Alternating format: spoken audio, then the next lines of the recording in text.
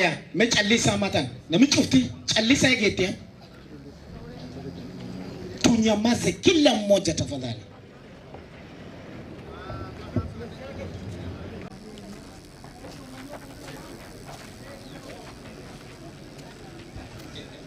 Tawarragul yatani na saina. Tawarra wartalakisa. O warri wala elle wartalakisa. Iyo jirti asu jirti san chalisa gurken naf.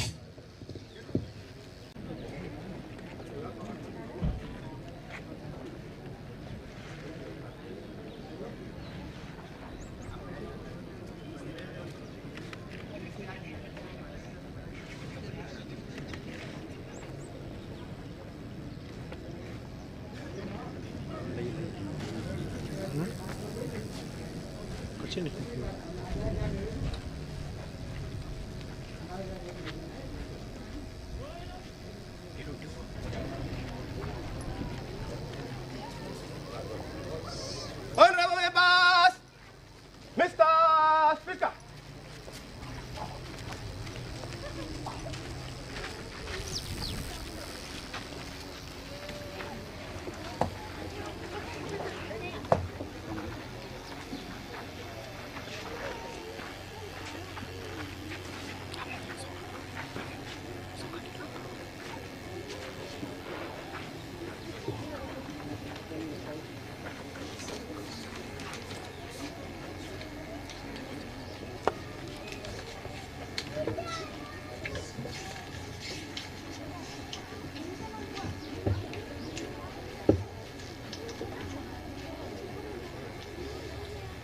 Almighty God, who in your wisdom and goodness has appointed the offices of leaders and parliaments for the welfare of society and just government of the people, we beseech you to behold with your abundant favor as your servants whom you have been pleased to hold to the performance of important trust in this republic.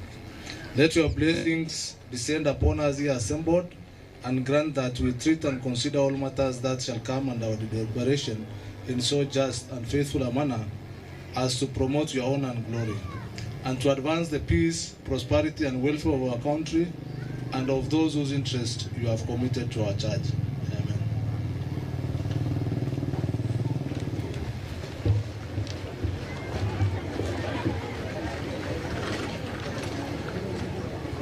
Order, clerk.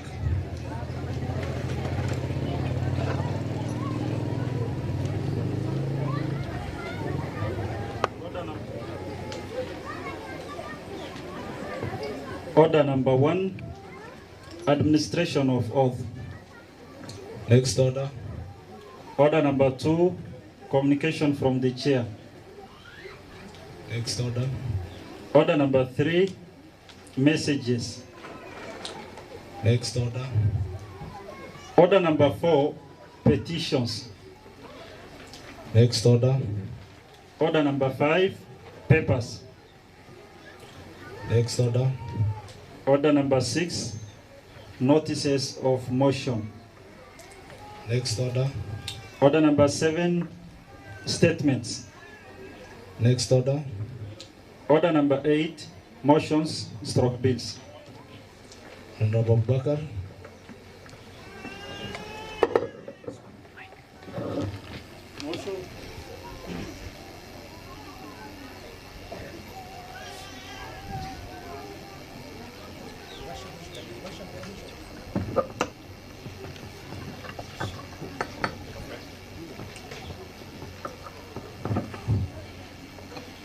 Honorable members, our motion today is improve access to health facilities.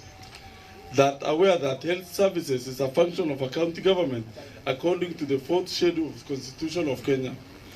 Further aware that Article 43(1)(a), every person has the right to the highest attainable standard of health, which includes the right to health care services, including reproductive health care. Appreciating that the county government has constructed close to 60 healthcare facilities towards the attainment of the constitutional requirement and to improve access to healthcare. Concerned that the distance to health facilities in the county stands at an average 40 kilometers against the health organization recommended distance of 5 kilometers. worried that the distance to the nearest health facility is significant barrier to health access in most counties. Further worried that rural wards such as SERICHO wards continues to suffer access to basic health care service due to erratic supply of medical commodities, shortage of critical personnel, and functional referral system, among others. Therefore, this assembly recommends that the County Executive Committee member for Health Services to 1. Ensure adequate and reliable supply of medical commodities. 2. Posting of enough medical personnel to support provision of healthcare services. 3. Revival or purchase of an ambulance to support referral services during emergencies. 4. Operationalization and equipping of Gubatu dispensary. Second.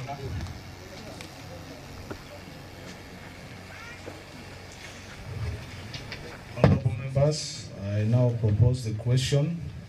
Motion: improve access to health services. That aware that health services is a function of county governments according to the 4th schedule of the Constitution of Kenya.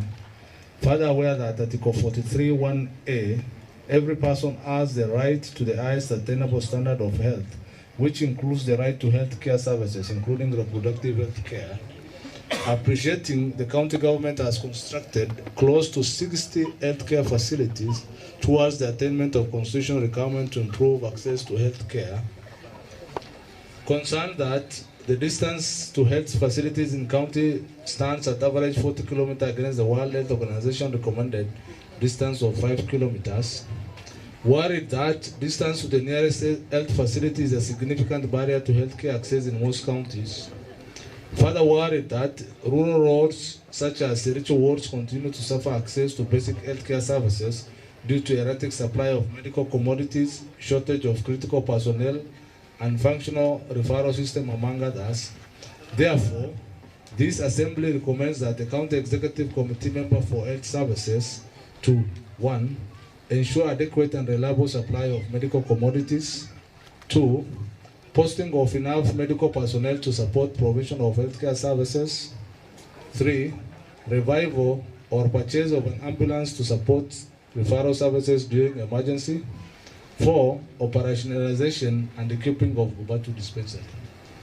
The floor is now open for debate.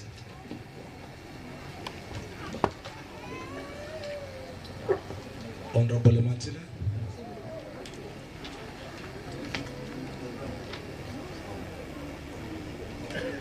Mr. Speaker, I stand support the motion. One of the issues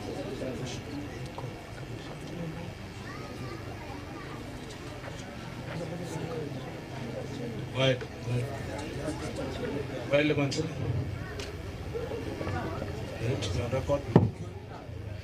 Mr. Speaker, I stand to support the motion, and Mr. Speaker, as for the contribution of the motion, we all understand that the rural wards have a big problem in terms of the health.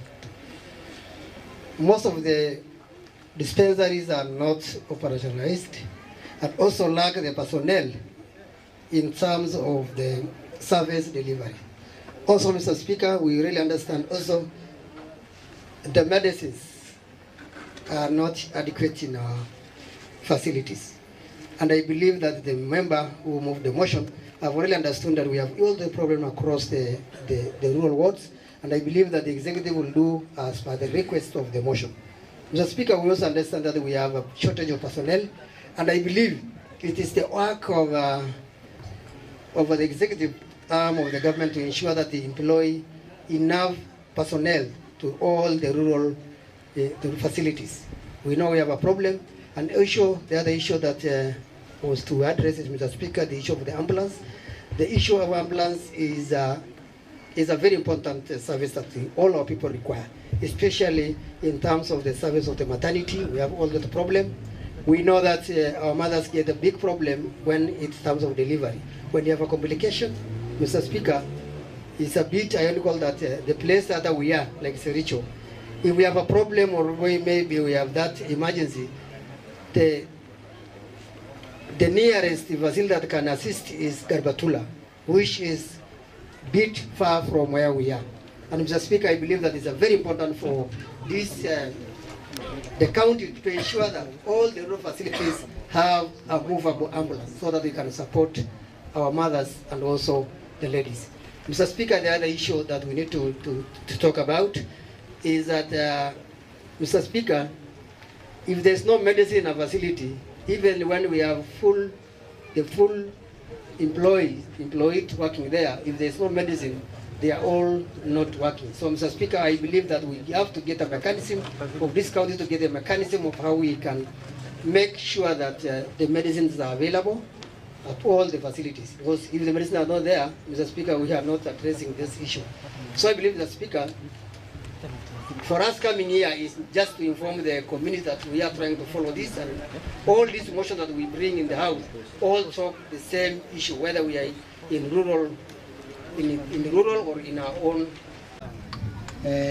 Kitu ya kwanza, madawa pia ilikuwa ni chache, lakini madawa huwa inakuja kulingana na pengine vile order inafanywa, na nafikiri pengine ilikuwa imechelewa wakati hiyo kwa sababu ya ya sehemu mbalimbali, na nafikiri kidogo hiyo pia iliweza kusaidia kwa sababu hapo mbele tulipata ripoti ya kwamba madawa ilianza kuingia na wananchi walianza kupata matibabu. Kitu kingine ni wafanyikazi. Wafanyikazi tuliona ya kwamba ni wachache, na hiyo ni kulingana na nambari ya wafanyikazi katika kaunti hii yetu, na huwa inagawanywa katika sehemu na bado haitoshi. Hii kitengo ya afya inataka bado wafanyikazi wengi, hasa wale wanaitwa nurses na wale wengine.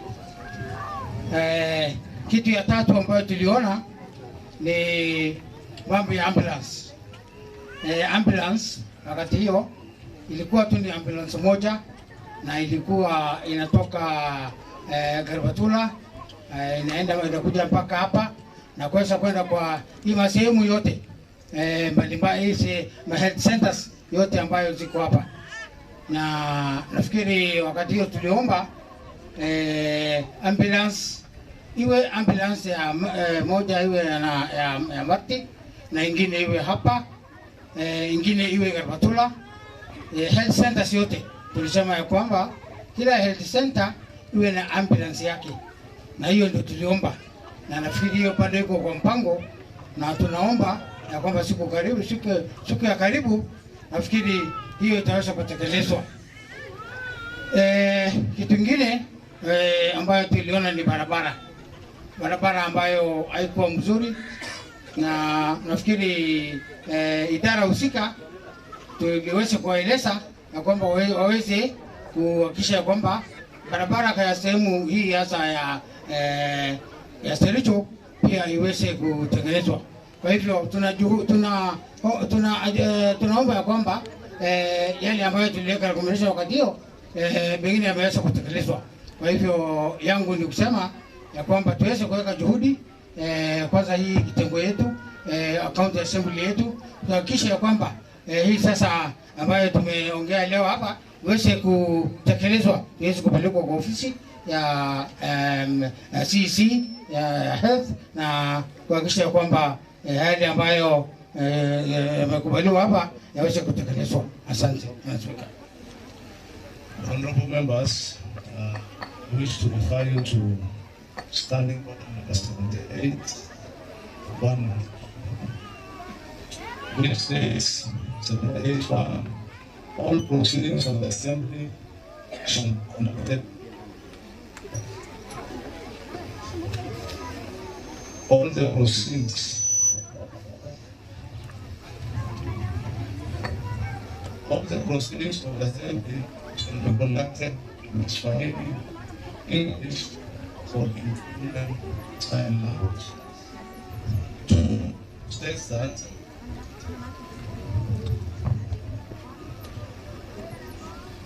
States that a member who begins a speech in any of the languages provided for under paragraph 1 shall continue in the same language until the conclusion of the member's speech.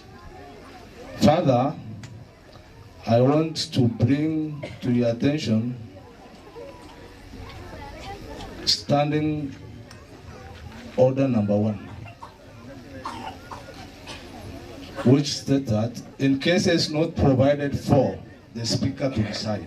After provided for and subject to the Constitution and other written laws, the Speaker shall decide, having regard to the orders of the Assembly, the usages, forms, precedents, customs, procedures, and traditions of the Assembly, the National Parliament, and the legislative assemblies from other jurisdictions, in view of the constitutional principles and practices in other parliaments insofar as the same may be applicable to this Assembly.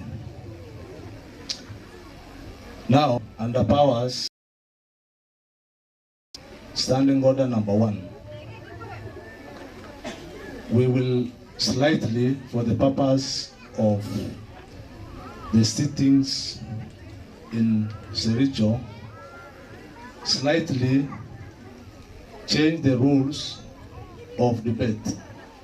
A member can debate in Kiswahili and English interchangeably as far as you are comfortable with it. And also, if there is a member who wants to speak to the souls and hearts of our members in the gallery, you can as well speak Kiborana. Thank you.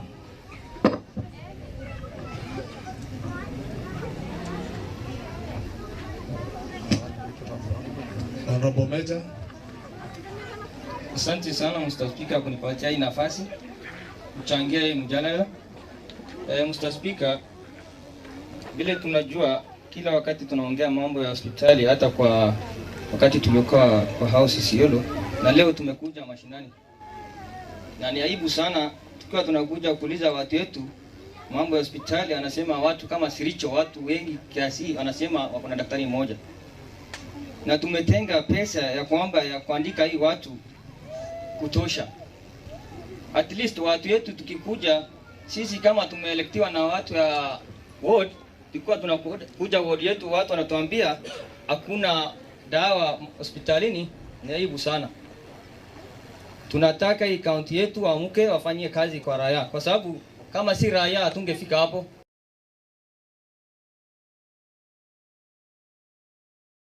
Si mambo tunaongea tu hapa peke yake alafu tuongee tuache. At least tukirudi hii watu wetu wafate faida ile mambo tumeongea hapa. At least watu wetu wakae na afya bora. Asante.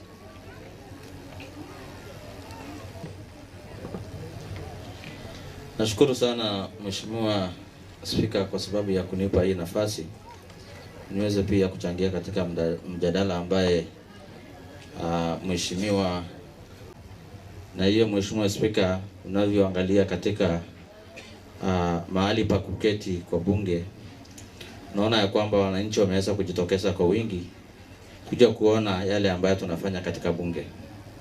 Mheshimiwa Speaker, najua ya kwamba mara mingi inaweza kuwa pengine assembly yetu ama bunge letu linafanya kazi, lakini kwa sababu ya kukosa kupeperusha yale ambayo tunafanya ama kuweza kuonyesha wananchi jinsi ya namna sisi tunafanya kazi yetu, inaonekana kana kwamba bunge alifanya kazi. Lakini kwa sasa najua kwamba kwa mara ya kwanza wakazi wa SERICHO wameweza kujionea kwa macho yao yale ambayo yanafanyika katika bunge. Ya pili, Mheshimiwa Speaker, hoja ambayo imeweza kuwasilishwa na Mheshimiwa Abu kuhusu mambo ya afya. Mheshimiwa Speaker, vile tulivyokuja kutoka county headquarter ama mahali county inakaa kwa wingi sana mpaka mahali tulivyo, Mheshimiwa Speaker, tumeona ya kwamba tumeweza kupitia kilomita mingi ndio tukaweza kufika SERICHO. Mheshimiwa Speaker, hiyo ina maana ya kwamba tunahitaji kwa kila hali kuhakikisha kwamba watu wetu ambao wanaishi kwa umbali kama watu wa SERICHO, tunapaswa kuhakikisha kwamba hali yao imeweza kuboreshwa kiafya. Mheshimiwa Speaker, ukiangalia hoja ambaye Mheshimiwa Abubakar ameweza kuja. Mheshimiwa Speaker, kuna haja sisi kuhakikisha kwamba zahanati zote na hospitali ambazo siko katika area SERICHO na area ambaye inakaribiana, Mheshimiwa Speaker, tunapaswa kuhakikisha kwamba iko na madawa ya kutosha. Pili, Mheshimiwa Speaker, jana wakati tulikuwa katika kikao na wananchi, waliweza kusema ya kwamba zahanati ambazo ziko katika SERICHO ward, Mheshimiwa Speaker, hasina madawa ya kutosha ama hata hasina dawa kabisa. So hiyo kidogo ni aibu ni aibu kwetu kama serikali ya county, wakati watu wetu wako kwa shida ya aina hiyo. Na pia ukiangalia mambo ya ambulansi ama gari ya kubebea wagonjwa, Mheshimiwa Speaker, tukiambia kwamba ni gari moja ndio inashughulikia kaunti mzima, kidogo hiyo inakuwa pia ni aibu yetu kama kaunti. So Mheshimiwa Speaker, tunahitaji kuhakikisha ya kwamba hii kutembea kwetu katika bunge mashinani izae matunda kwa watu wa SERICHO wakianzia. Mheshimiwa Speaker, tunataka tukitoka hapa kesho tuhakikishe ya kwamba madaktari wamefika SERICHO. Tuhakikishe ya kwamba tuko na ujumbe kutoka kwa waziri ambaye anahusika kwa mambo ya afya kusema ya kwamba watu wa SERICHO wapewe gari ya wagonjwa, wapewe gari yao ya ambulance hapa. Kwa sababu Mheshimiwa Speaker, ukifikiria namna mtu anaweza kugonjeka SERICHO na aweze kupelekwa Isiolo kwa masaa 5, Mheshimiwa Speaker, hiyo ni kuhatarisha hata maisha ya yule mtu ambaye tunajaribu kuokoa maisha yake, Mheshimiwa Speaker. Kwa hivyo tungeomba serikali yetu ya county, kando na mambo ya madawa, wahakikishe ya kwamba wamelete gari kwa kila zahanati, ndio watu wanapogonjeka, Mheshimiwa Speaker, waweze kuokolewa, waweze kupelekwa kwa hospitali kama Isiolo ama hata kwenda Nairobi ama alikokote ambao wanapata matibabu ya kutosha. Ingine, Mheshimiwa Speaker, zile zahanati ambazo ziko hapa, Mheshimiwa Speaker, nasikia kwamba kuna mfanyikazi moja, kuna daktari moja. Mheshimiwa Speaker, ingekuwa ni kitu ya busara kama tungepata hata wale ambao wametoka katika SERICHO wapewe hiyo nafasi, ndio waweze kuhudumia hao watu kwa ukaribu. Kwa sababu Mheshimiwa Speaker, hawa watu ndio walitupatia kura, hawa ndio walitupatia ile uongozi ambao tuko nayo. Kwa hiyo Mheshimiwa Speaker, sisi kama wabunge wa county tukishirikiana pamoja na governor na wewe, Mheshimiwa Speaker, tunapaswa kuhakikisha kwamba madaktari wameandikwa ya kutosha waletwe katika zahanati za SERICHO ward. Na si SERICHO peke yake, Mheshimiwa Speaker, ward zote 10 ambayo uko katika kaunti ya Isiolo wanapaswa kupata huduma bora kutoka kwa serikali yao. Ingine, Mheshimiwa Speaker, ukiangalia vile tumekuja jana, Mheshimiwa Speaker, nasikia area kama hii iko nge mingi, Scorpion wako wengi sana, Mheshimiwa Speaker. Ikiwa pengine watu wetu wataumwa, Mheshimiwa Speaker, na hakuna dawa kwa zahanati, na pengine hata kilomita ambayo utatoka kufikia zahanati ambayo pengine iko katika Modogasho, Mheshimiwa Speaker, ni mbali, ni kumaanisha kwamba sisi pia tunaweka watu wetu katika hali ya hatari, kwa sababu hawatapata msaada ambaye sheria ya Kenya inapaswa kuwapa ama hata sheria ya kimataifa ambaye inashughulikia kila mwanadamu. Kwa hivyo Mheshimiwa Speaker, ningeomba tu kutembea kwetu leo SERICHO, Mheshimiwa Speaker, kwa mambo ya bunge mashinani, tuhakikishe ya kwamba tukitoka SERICHO tumefurahisha watu wa SERICHO hata kama ni 10%. Tuwafanyie kitu ambaye watakuwa wanakumbuka ya kwamba wakati wa bunge yetu ya kaunti walikuwa wamefika SERICHO walitufanyia 1 2. Isiyo tu Mheshimiwa Speaker, tumekuja hapa na wakatuona na bado wakabaki na ile shida ambayo wako nazo. Hiyo ndio sababu ya sisi jana kuita kikao na tukaweza kusikia maoni yao. Kwa hivyo vile tulisikia maoni yao, Mheshimiwa Speaker, sisi wote kama wabunge pamoja na wewe ningeomba tushikane mkono, tusukume mawaziri pamoja na gavana wahakikishe ya kwamba huduma bora imeweza kufikia watu wetu ya SERICHO. Mheshimiwa Speaker, pia ukiangalia mambo ya barabara vile ilivyo, Mheshimiwa Speaker, hapa kuna shida. Na mimi nimefika SERICHO kwa hii ni mara yangu ya 4, Mheshimiwa Speaker, na naona tu vile ilivyo. Kwa hiyo ningeomba tu Mheshimiwa Speaker, tukirudi pale tukipatana na gavana tuweze kutilia mkaso masuala ambaye inahusu watu wa SERICHO, kwa sababu hao ndio wanaishi mbali na na county. Na hawa watu wanahitaji huduma kama vile Wakenya wengine pia wangeweza kuhudumiwa. Asante sana Mheshimiwa Spika. Asante Mheshimiwa. Mheshimiwa Beka. Asante Mheshimiwa Spika kwa kunipatia nafasi hii. Mimi nimeinuka kuunga hii mjadala mikono. Mheshimiwa Spika, jana tukijaribu kufanya public participation tukisikia vile watu wa SERICHO walikuwa wanatueleza Mheshimiwa Spika, sisi tumepata mambo mengi yenye ile shida yao yenye wametueleza.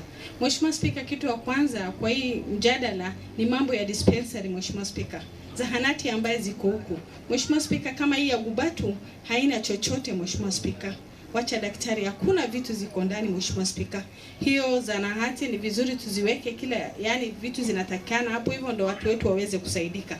Mheshimiwa Spika, kuna mama alikuwa ameongea na akasema wakati ambaye wanataka kujifungua wanakuanga na shida nyingi Mheshimiwa Spika, kwa sababu hospitali haina daktari, hawana madawa. Mheshimiwa Spika, nimesikia akina mama wengi wanapoteza watoto na pia wanapoteza nafsi zao Mheshimiwa Spika. Sisi kama viongozi kwetu ni yani tunachukua vibaya kama tunaweza kusaidia watu wetu na vitu zingine ambaye hatuzifanyi Mheshimiwa Spika.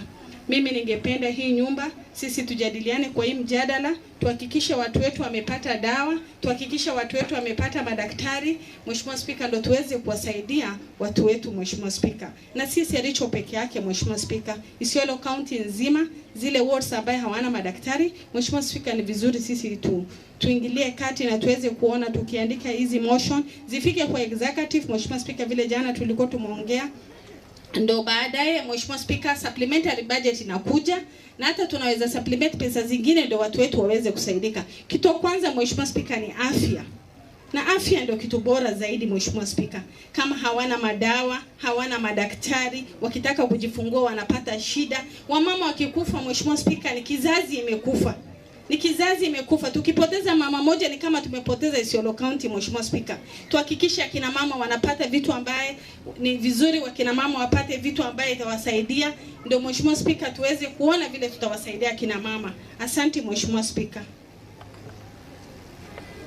Mheshimiwa Meja wa Kulamawe.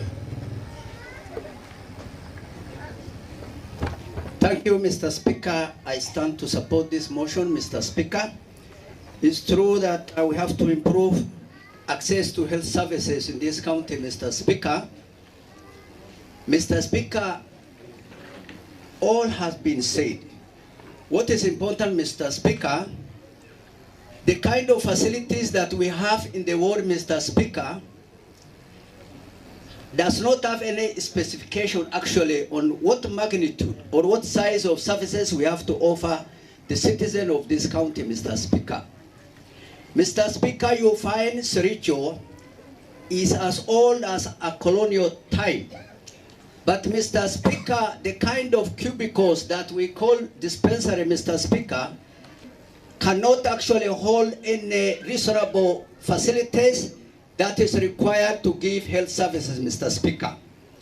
Mr. Speaker, we have to upgrade at every ward these dispensaries to health level, Mr. Speaker, and then we give to level 4 to every ward, Mr. Speaker. We have to upgrade from what we have now to a level of which can provide the facilities that we require, Mr. Speaker.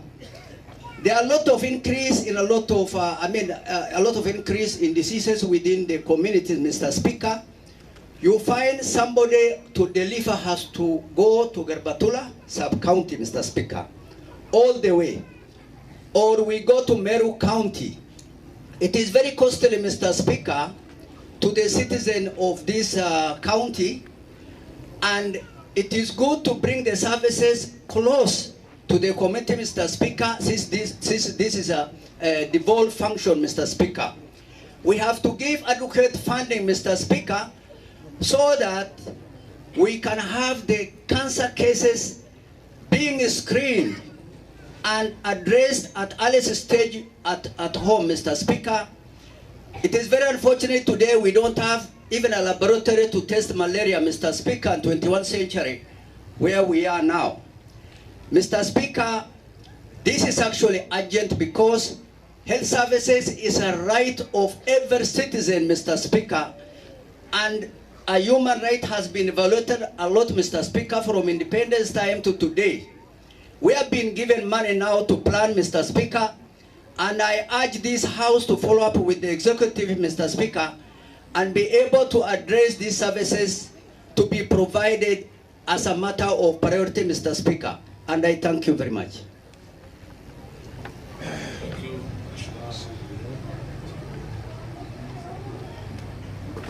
Mheshimiwa Abdurrashid of Garbatula Ward. Honorable Speaker,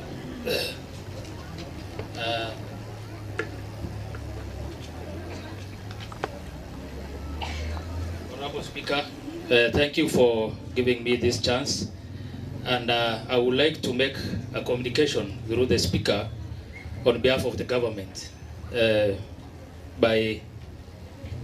Okay, thank you. Thank you, Mr. Speaker. I would like to make contribution to the motion moved by Honorable Abubakar of SERICHO. It is a very important topic that we are having on the table as members to discuss. It is a discussion that we are having in SERICHO, but it cuts across all 10 wards. Mr. Speaker, sir, the health issue is a broad-based discussion that needs to be looked with a typical lens of accuracy. Mr. Speaker, sir, I've heard members discussing on the shortfalls from the government, but it cannot be ultimately attributed to the shortfall of the government, but it is the top decision that has to be made. Mr. Speaker, sir, everything has a relationship with the resource distribution. Mr. Speaker, sir, I want to confirm and affirm to this House that Isiolo County government is last, according to the tires of the national government, that we receive an exchequer of around 5.6 billion. That is not enough to cater for everything at once. Honorable President, stick to the rules. You are not spokesman of the county government. We are here to debate the issues. Yes.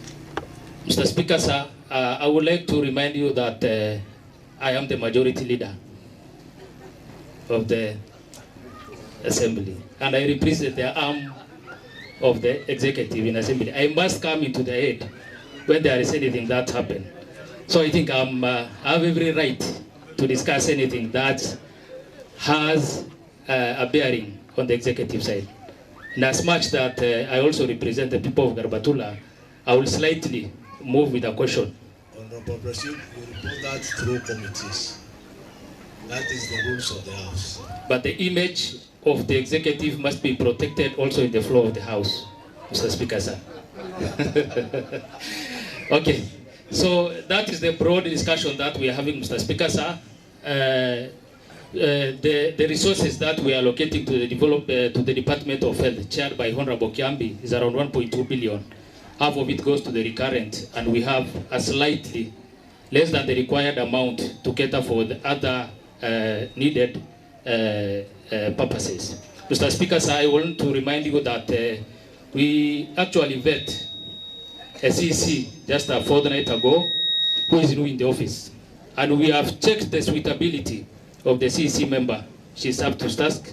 So through the chair, through the speaker, I would like the chair of the health committee to act with swiftness that is required so that she will purposely visit SERICHO and see everything that is happening.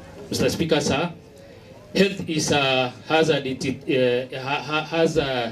Is not functioning properly in all 10 wards. That I must acknowledge. But the database that we are having across the county, when we had a visit with the chair, with the committee, that we tabled a report to the House, which House is working on. I think much of the grievances shared by members need to be addressed, Mr. Speaker, sir. I would like to remind you, Mr. Speaker, sir, yesterday when we had a public participation, one of the residents talked about the the quality of the water that the people are consuming. It has no basis in any research report that the disease are actually attributed to the water.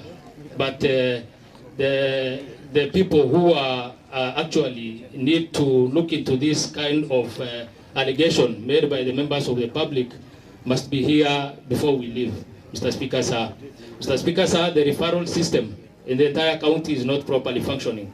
We had only one ambulance in the entire sub-county, that is Garbatula ward, shared in between SERICHO and also Garbatula. A vehicle is not enough, but we will lobby so that an additional ambulances need to be brought to the farthest end of SERICHO. Mr. Speaker, sir, for the purpose of planning, we must have what we call human health management information system.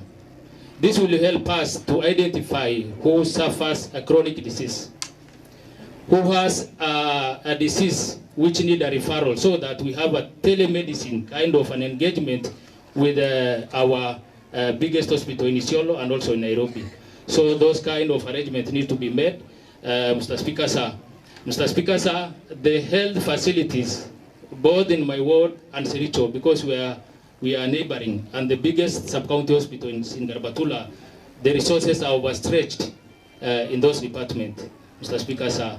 So we need to have a kind of an outreach program for the members of the public, so that they will enjoy when they are in the interiors looking after their kettles. Mr. Speaker, sir, nataka uniruhusu niweze kuzungumza Kiswahili nikiwa naendelea na mjadala. Mr. Speaker, sir, ile mkutano tulikuwa naye jana, wazazi waliweza kuzungumza, kwa sababu wale na waona hapa kwa wengi ni wamama na watoto, na hawa ndio wanaumia sana kuliko kila mtu. Mama anashughulika na mtoto anaweza kuwa mdogo, ama kwa ile umri anataka ile usaidizi ya mama. Usiku na mchana wa mama hawalali. Akiwa mjamzito anasumbuka, akiwa amezaa anasumbuka, kwa sababu ile hospitali iko hapa karibu ni ile ya majirani. So tuweze kuimprove facilities yetu ambaye iko hapa karibu, ndio manufaa ya devolution iweze kufika SERICHO kwa njia ya urahisi. Mr. Speaker, sir, nataka kushauri jamii ambaye mimi mwenyewe natoka hii ya SERICHO, waweze kuelimisha watoto wao, ndio tuweze kukua na wale wanaweza kufanya kazi katika hali ngumu kama SERICHO, kwa sababu mtu mgeni akiletwa hapa hawezi kaa zaidi ya mwezi, atatafuta transfer aende. Lakini tukiwa na mtu yetu ya nyumbani, ataweza kukaa hapa na jamii na wataweza kusaidika. Na kati ya wale mastaffs tuko naye kwa General Hospital ya Isiolo, tuweze kuangalia ni staff gani akiletwa hapa chini anaweza kufanya na jamii, kwa sababu wanaweza elewana kilugha, culture na zile vitu ambaye zinaambatana na comfortability yake ya kukaa hapa. Mr. Speaker, sir, njia ile tulikuja jana ya Modogash SERICHO ni mbaya sana, na hii ina affect zile service deliveries ya hospitali ambayo inafanyika. So Mr. Speaker, sir, najua hii haihusiani na mjadala ambaye tunafanya, lakini it is an ile iko na uhusiano, kwa sababu barabara ndio inatumika kufanya referral. Tuweze kushughulika, kwa sababu hii barabara haiko chini ya county government, ni national government, lakini tutaweza kushughulikia kupitia ofisi ya speaker aweze kufikisha kwa governor, ndio hii sehemu ya kotekora kidogo itengenezwe, jamii pia wapate msaada. Mr. Speaker, sir, watoto wadogo ambaye na waona hapa saa hii wanataka nutritional supplement katika mashule na katika sehemu zile wanakaa, kwa sababu wengi wao wanatoka sehemu za kijiji. Zile chakula ambaye wanapata hapa ni ile chakula watu wazima wanapewa. So special supplement needs to be given to these young kids. Mr. Speaker, sir, katika budget yetu ni lazima tuweke mikakati. Kama haitawezekana tuweze kushirikiana na non-governmental organization, ndio manufaa iweze kufikia pia wamama. Na wazee pia wasisaulike, Mr. Speaker, sir, kwa sababu wanaume wananyamaza na ugonjwa hawasemi. So proper screening need to be made so that tujue wazee pia wanaumia kwa kiwango gani. Asante Mr. Speaker, sir. Thank you.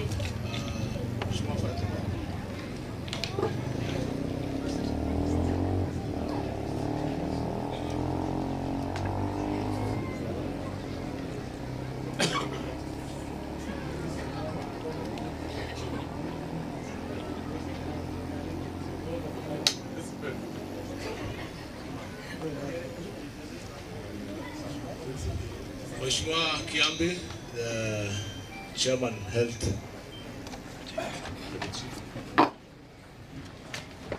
Okay, asante sana Mheshimiwa Speaker kwa kunipea hii nafasi niweze kuchangia mambo ya afya. Kulingana na vile mambo hiko, hii situation ya hapa Sericho ni mbaya. Kwa sababu bila nimesikia kina mama wakisema hapa ile mkutano ya jana kutoka 2015 wameumia sana ile walikuwa wanasema. Pia na jukumu ya county government, serikali ya county iweze kuhudumia mwananchi wake, kwa sababu ukiangalia kama 2013 serikali ya county ilikuwa imenunua ambulance 8, ilikuwa 8. Kwa hivyo ilikuwa karibu kila ward iwe na ambulance, na shida ya hii ambulance ama shida ya mwananchi kuumia na ambulance kupotea. Sasa ambulance itatoka karibu saa ngapi ikuye isaidie mwananchi hapa? Inafaa kwa hii supplementary tunaenda pesa ya kununua ambulance itabuto iwekwe ili ambulance iweze kununuliwa, kwa sababu mwananchi anaumia sana. Na wakati huu saa hii ni miaka 13 tangu tupate hii devolution. Kwa hivyo mwananchi wa Sericho anafaa awe amejua hii devolution na pesa ifikie yeye, hafi ifikie yeye, kila kitu ifikie ili aweze kujimudu kimaisha. Pia Mheshimiwa Speaker, ningependa kusema hivi, ningependa waamurishe ama naomba wewe amri yako the whole house tutembelee hiyo dispensary kesho ili tuone hali yake vile inaendelea, kwa sababu hiyo dispensary nasikia ni mbaya. Mimi nimeweza kutembea hapa mara 3 leo, mara 2 ilikuwa natembelea hiyo dispensary 2013 na wakati huu nimetembelea mara 1. Na yale yote tunasema dispensary ifanyiwe, haifanyiki kwa sababu hii iko vile tu wakati tulikuwa hapa. Kwa hivyo watu waamuke, executive waamuke, wafanye kazi yao, wasiende kulala. Pia Mheshimiwa Speaker, kwa sababu tulianzisha hii mbunge mashinani, ningependa tuwe na mpangilio, tuwe tunajenga assembly kidogo hapa Sericho, kwa sababu ni mbali sana. Kila ward ile iko mbali, hata Karibatula tuijenge. Wakati 2013 Mheshimiwa Lusu tulikuwa tumesema hata tuhamise assembly ikuye Karibatula, lakini tangu wa leo bando. Kwa hivyo every ward ile iko mbali inafaa tujenge assembly kidogo. Wakati tunatembea sio kutembea na hema, tuwe tunaenda kwa assembly yetu officially, alafu tuweze kuongeleza wananchi wetu mambo ya maendeleo. Kwa hivyo hii mambo ya hospitali inataka tuchukue ikiwa serious. Executive wanafaa wahusike na hii mambo ya mandawa, na sijui kwa nini kila mahali yote hakuna dawa. Dawa ikikuja ikimaliza wiki moja imeisha. Sijui kama hawanunui dawa ya kutosha, lakini hiyo tutahakikisha kama Ministry wa Health tutahakikisha mandawa itanunuliwa ya kutosha. Na pia mandawa ikiwa imekuja, sisi kama committee ya health tuwe tunaitwa tuwe tunaangalia mandawa na tujue ni ya masiku ngapi, kwa sababu hata wakikuja naye ishe na wiki moja ama na siku 2 sisi tumejua ilikuwa ngapi kweli, hatuwezi kujua. Kwa hivyo inafaa committee ya health iwe inajulishwa hivi tujue ni kiasi gani imekuja. Na kwa hayo machache mimi sina mengi Mheshimiwa Speaker, ni usisahau tu hiyo amri yako ya kutuamrisha hapa kesho tuende dispensary ili tuweze kuangalia inaendelea namna gani. Kama ina madaktari, kama ina nurses, tuweze kujua ni nurses ngapi wanaweza kukaa hapa ama ni daktari wangapi, ili tuende tuchukume huko wakuje. Asante sana. Thank you. Thank you. Tutatembelea hiyo hospitali health center kesho baada ya siku ya hapa. Mheshimiwa Abubakar, mfunge. Asanteni waheshimiwa wenzangu kwa kunisaidia kudebate hii motion.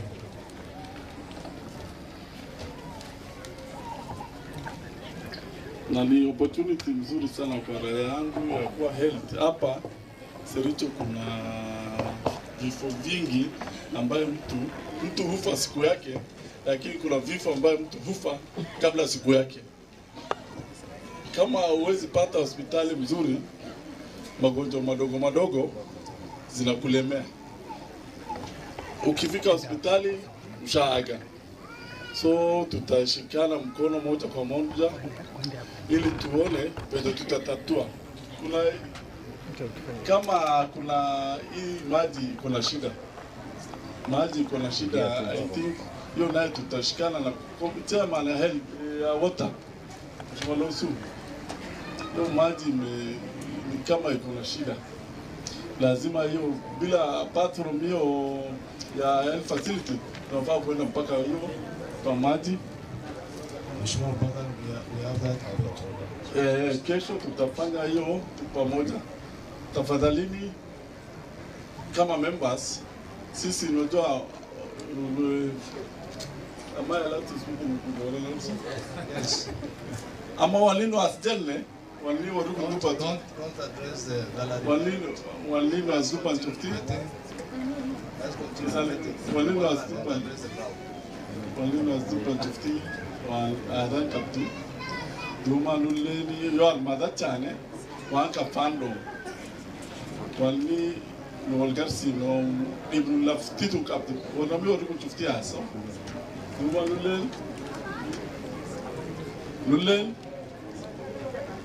Lulen wakana a soundum waliku nujinte entan.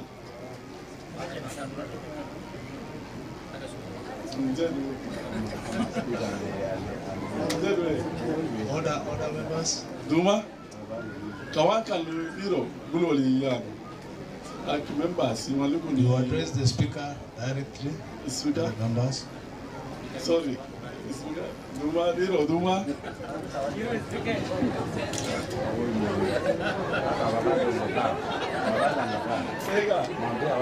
Order members. Order.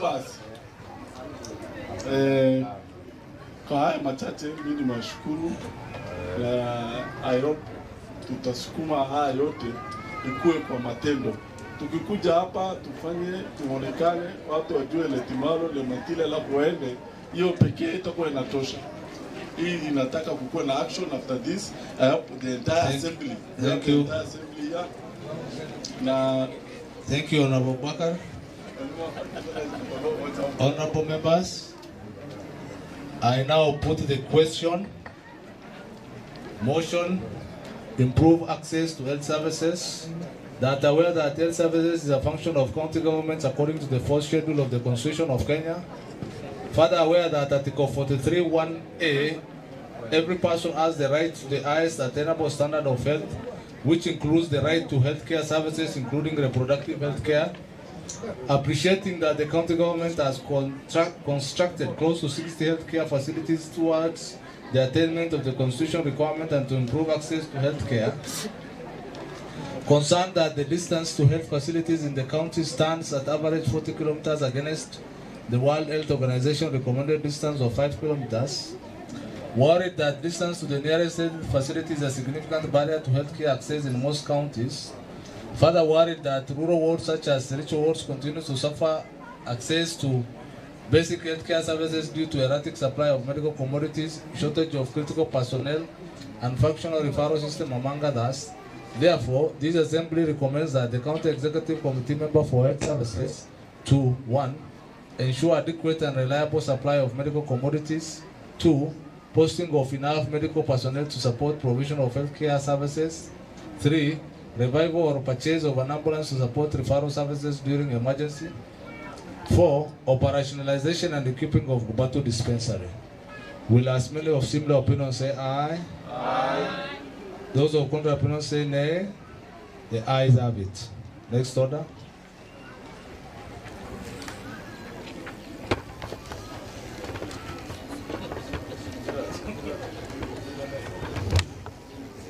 Next order, clerk.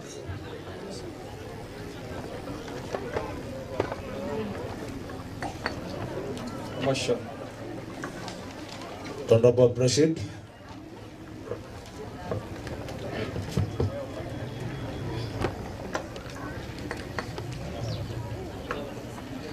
Honorable Speaker, support for early child education in the county. That aware that pre-primary education is the function of the county government and according to the 4th schedule of the Constitution. Further aware that Article 53(1) B and C of the Constitution provides that every child has a right to free and compulsory basic education and nutrition. Appreciating that Section 6 of the Early Child Education Act obligates the county government to provide a free and compulsory early child education in public education centers and establish such public education centers as may be necessary for the provisions of the free and compulsory early childhood education within the county.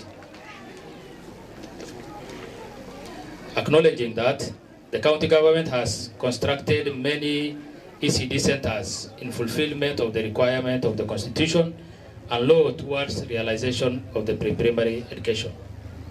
Concerned that early childhood education centers across the county, including SERICHO ward, continue to experience shortage of teachers, erratic supply of food, nutrition, and equipment. Therefore, this county assembly urged the executive member for the early childhood education and vocational training to provide the following: properly equipped ECD centers across the county with emphasis on SERICHO ward. Employ and post ECD teachers to all ECD centers in the county. Ensure reliable and adequate and nutritional supply of food ration to the ECD centers in the county. Thank you. Seconder. Honorable members, motion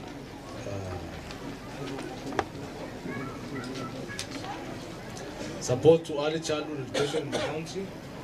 That aware that the pre-primary education is a function of the county government according to the 4th schedule of the Constitution. Further aware that Article 53(1)B and C of the Constitution provides that every child has the right to free and compulsory basic education and nutrition.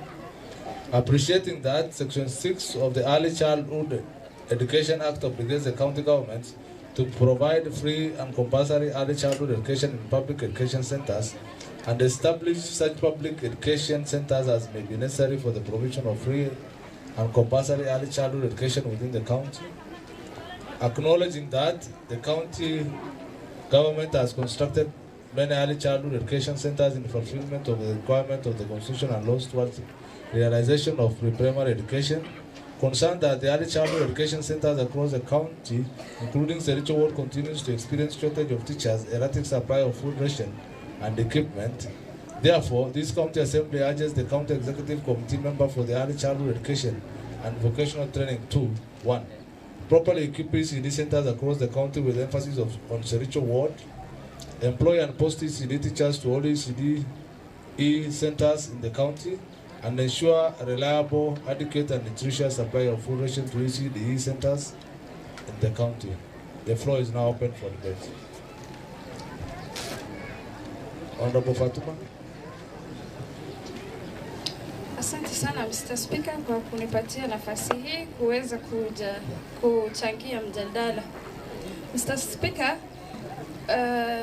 mimi napenda kukushukuru leo kwa kuweza kutushawishi kuleta bunge mashinani katika wodi ya SERICHO.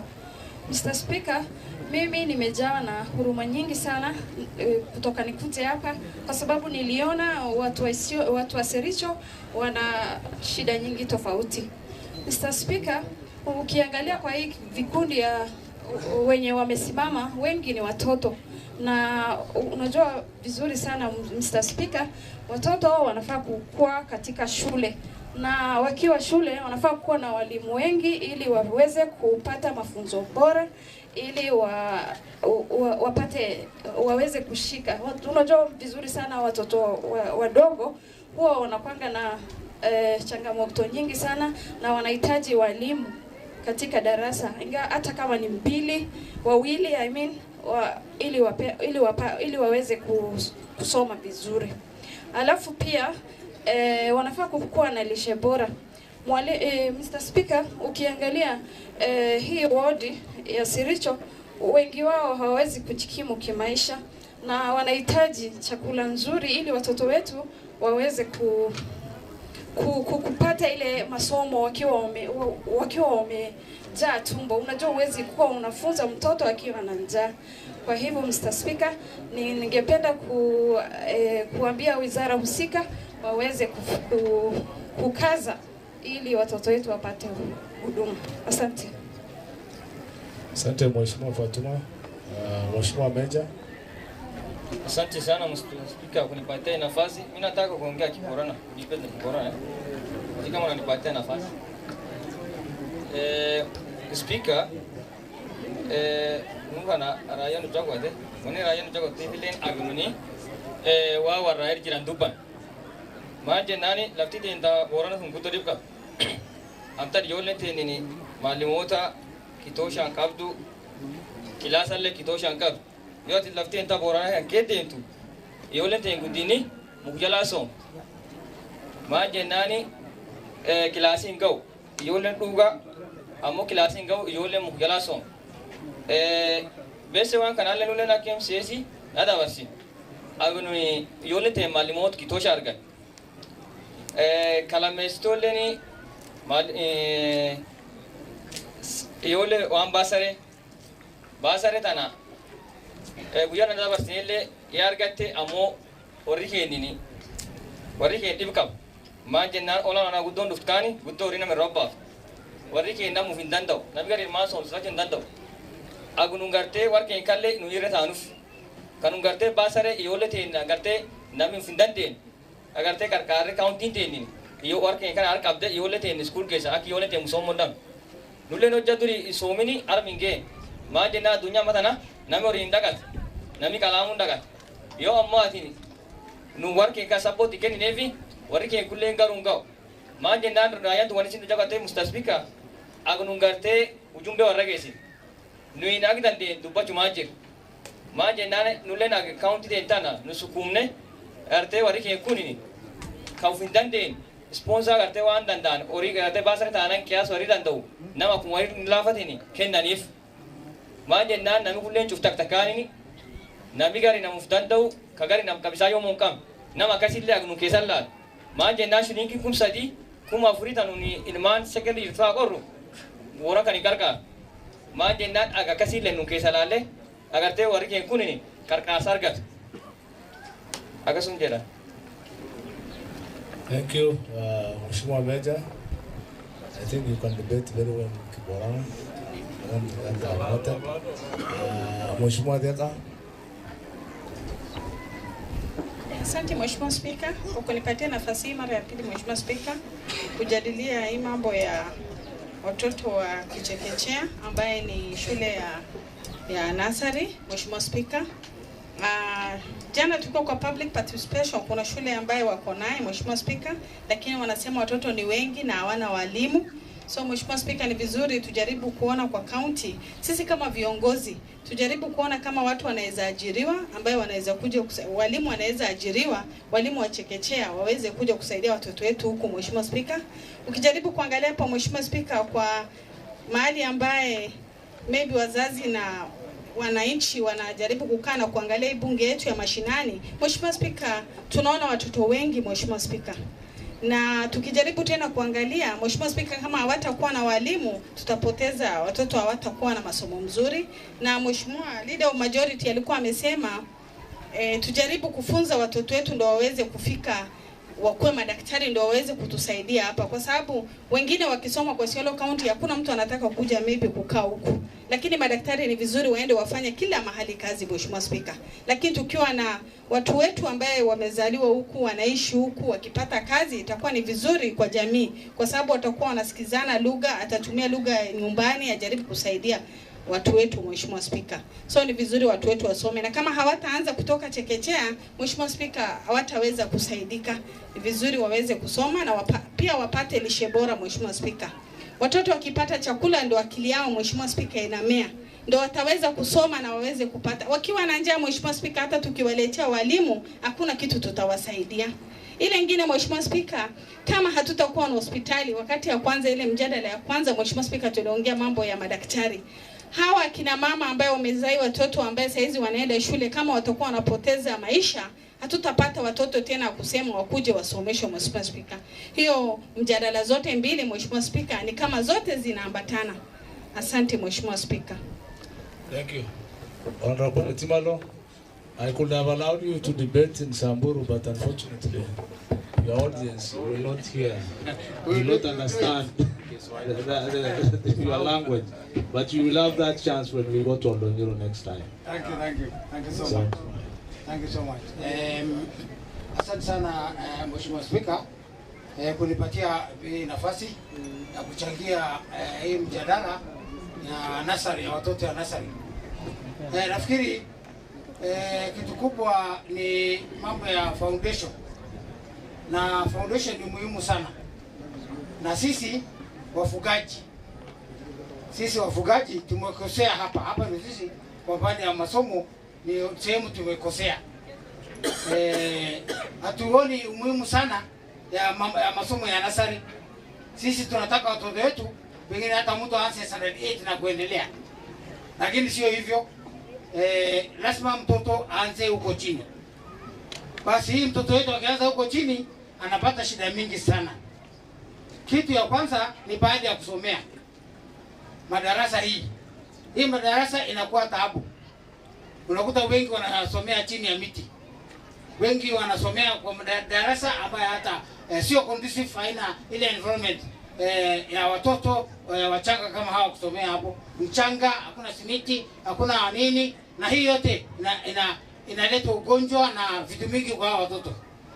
Kwa hivyo hii sisi tumekosea kwa njia kubwa sana, na kwamba hii foundation ya watoto wetu inakuwa ngumu. Na ni unaona kwamba unajua ukikosea foundation tayari hii sehemu nyingine yote imekosea. Mtoto huyu anapoendelea kukua na umekosea hapo mwanzo, basi itakuwa ni shida yeye kurekebisha hapo mbeleni. Ndio unaona tukifika standard 6 ama standard 7 ama standard 8 wengi wametoka, wanaanza kuwa tena waizi, wanaiba ng'ombe na vitu kama hiyo. Sasa inakuwa shida. Ndio unaona hapo majuzi tulikuwa tunaambiwa wakati mtihani inafanyika hapa Isiolo, usianze kuangalia kutoka namba 1 2 3 huko, hasa kutoka namba huko chini upande hivi ndio utakuta Isiolo bali huko. Kwa sababu ya bali tumekosea hii bali inaitwa foundation ya watoto ya nasari, sio katika kaunti yetu mzima tumekosea kabisa.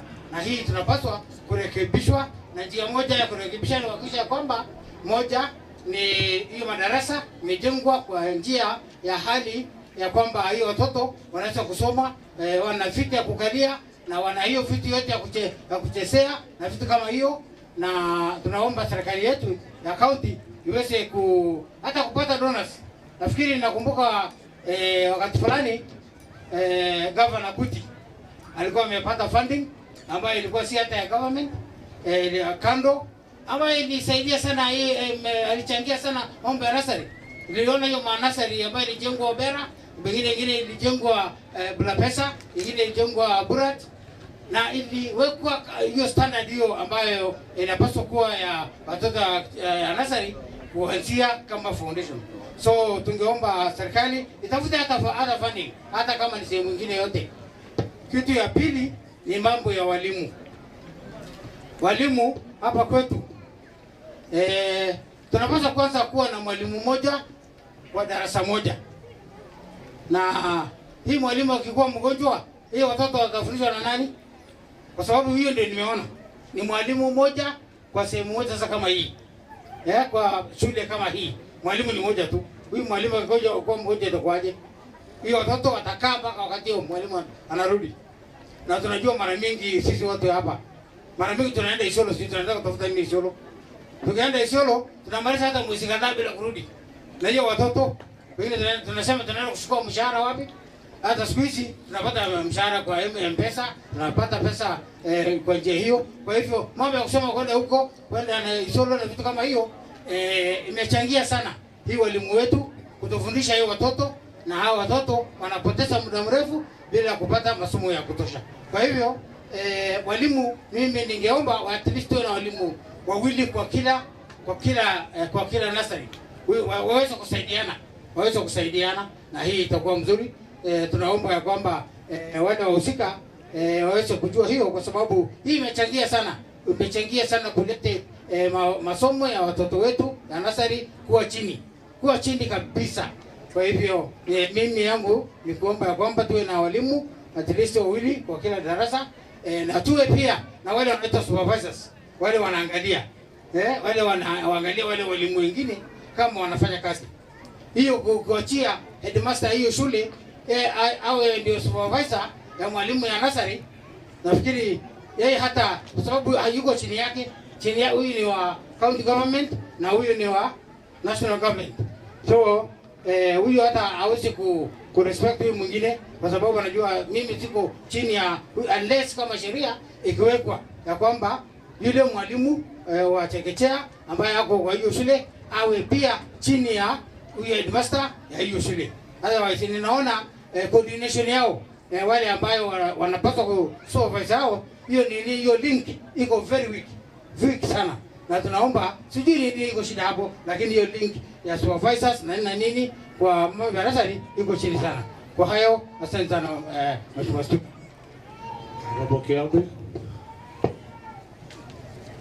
Asante sana Mheshimiwa Speaker kwa kunipea nafasi nisangie mjadala. Na ni muhimu sana. Kwa hivyo yangu nimesimama kuunga hii mjadala mkono, na pia niseme ya kwamba walimu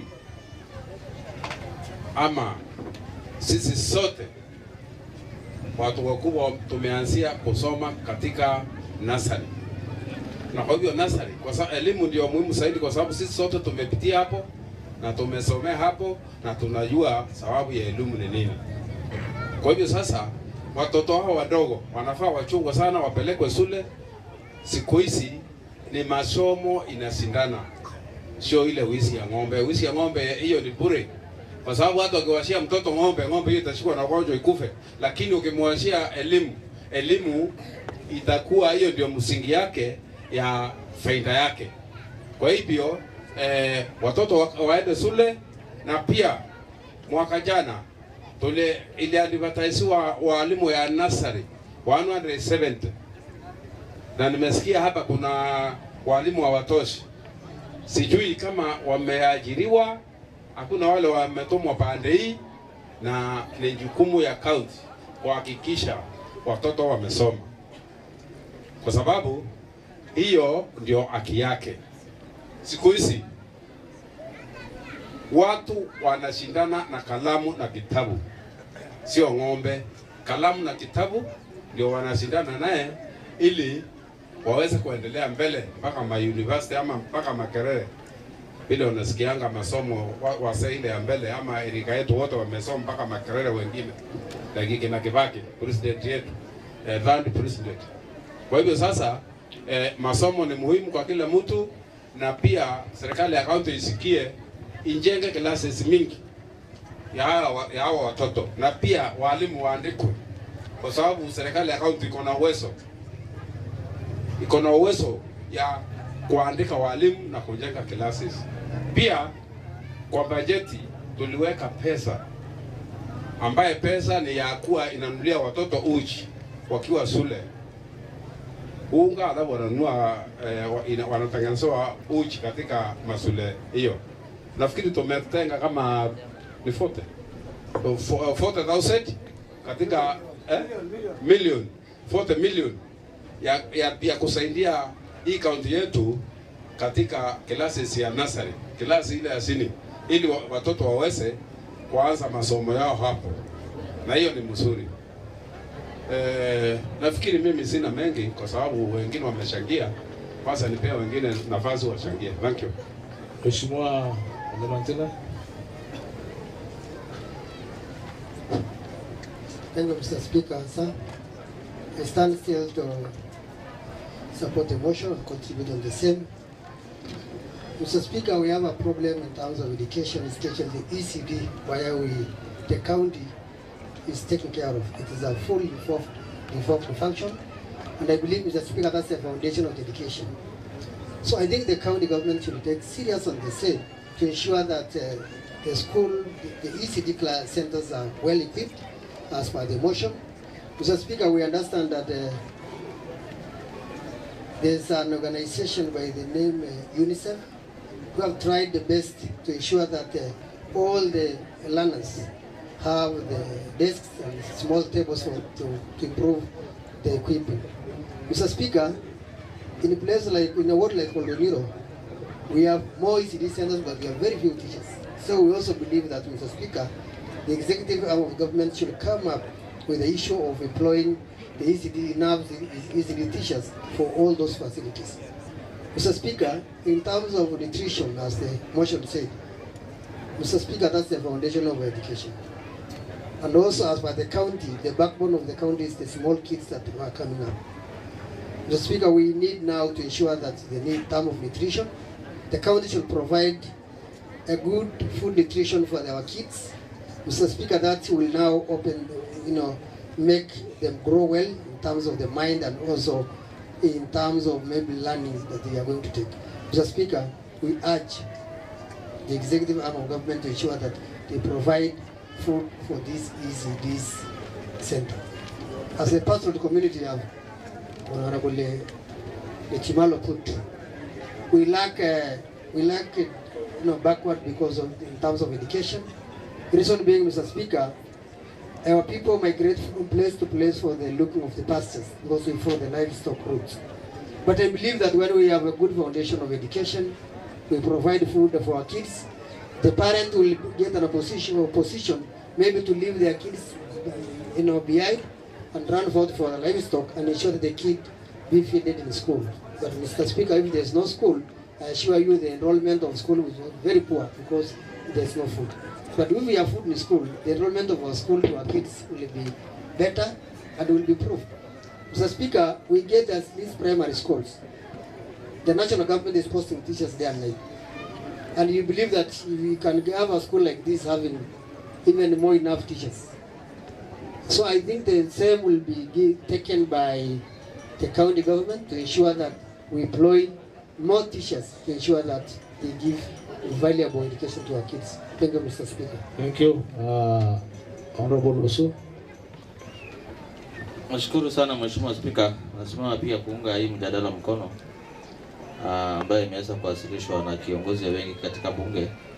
Mheshimiwa Spika, vile wenzangu pia wameweza kusema ni kwamba kitengo cha keshea ni mojawapo ya idara ambayo serikali imeweza kupeana katika serikali ya kaunti. Na Mheshimiwa Spika, ni wajibu wetu kama serikali ya kaunti kuhakikisha kwamba shule zote ambaye ni za nasari tunapaswa kushughulikia kutoka kwa mambo ya chakula, kwa mambo ya viti, vitabu na pia kuhakikisha kwamba tuko na madarasa ya kutosha. Mheshimiwa Spika, ningeweza tu kukumbusha wabunge wa kaunti kwamba tumeweza juzi kutenga milioni 15 kwa kila wodi.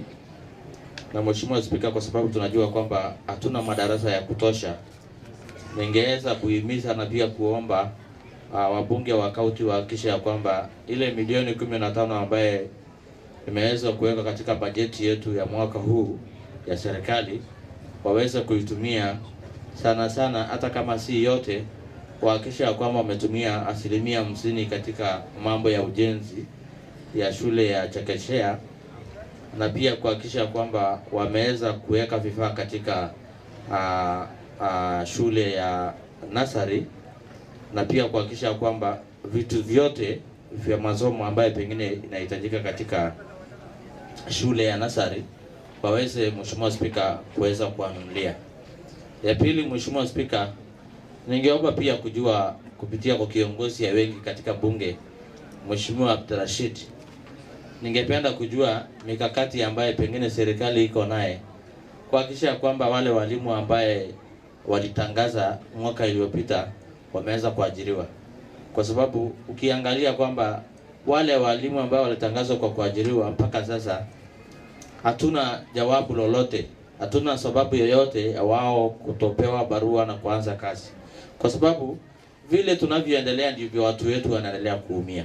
Kwa hivyo ningeomba tu kiongozi ya wengi katika bunge aweze kuleta ripoti katika hii nyumba kutuambia kwamba, ama kwa hii bunge kutuambia ni kwa nini walimu ambaye waliweza kutangazwa kazi ama kufanyishwa ile interview mpaka sasa hawajapewa makaratasi ya kufanya kazi, na ilihali watu wetu wanaendelea kuumia. Kwa hivyo ningeomba kiongozi ya wengi aweze kujibu hii nyumba pengine kwa wiki moja kutuambia ni nini shida, kwa sababu tayari tunajua kwamba hata pesa ya kuajiri hawa walimu tayari tumeweka katika bajeti ya serikali. Kwa hivyo sioni sababu yoyote ya serikali kutoajiri wao walimu. Ingine, Mheshimiwa Spika, ni mzuri pia wananchi wajue ya kwamba kazi gani ambaye kaunti inapaswa kufanya na kazi gani ambaye pengine serikali kuu inapaswa kufanya katika shule. Kwa hivyo ni wajibu wetu pia kuhimiza wale wafadhili wengine, wale ambaye pengine wanafanya kazi katika ofisi ya mbunge ama mbunge mwenyewe, wahakikisha kwamba wameweka structures ama majengo katika shule, ndio watoto wetu pia wakisoma shule ya nasari wakiendelea wapate mahali mzuri ya kusomea. Mheshimiwa Spika, vile wenzangu wamesema, akili ya mtoto inaanza kutengenezwa ama kukua wakati yako katika shule ya nasari.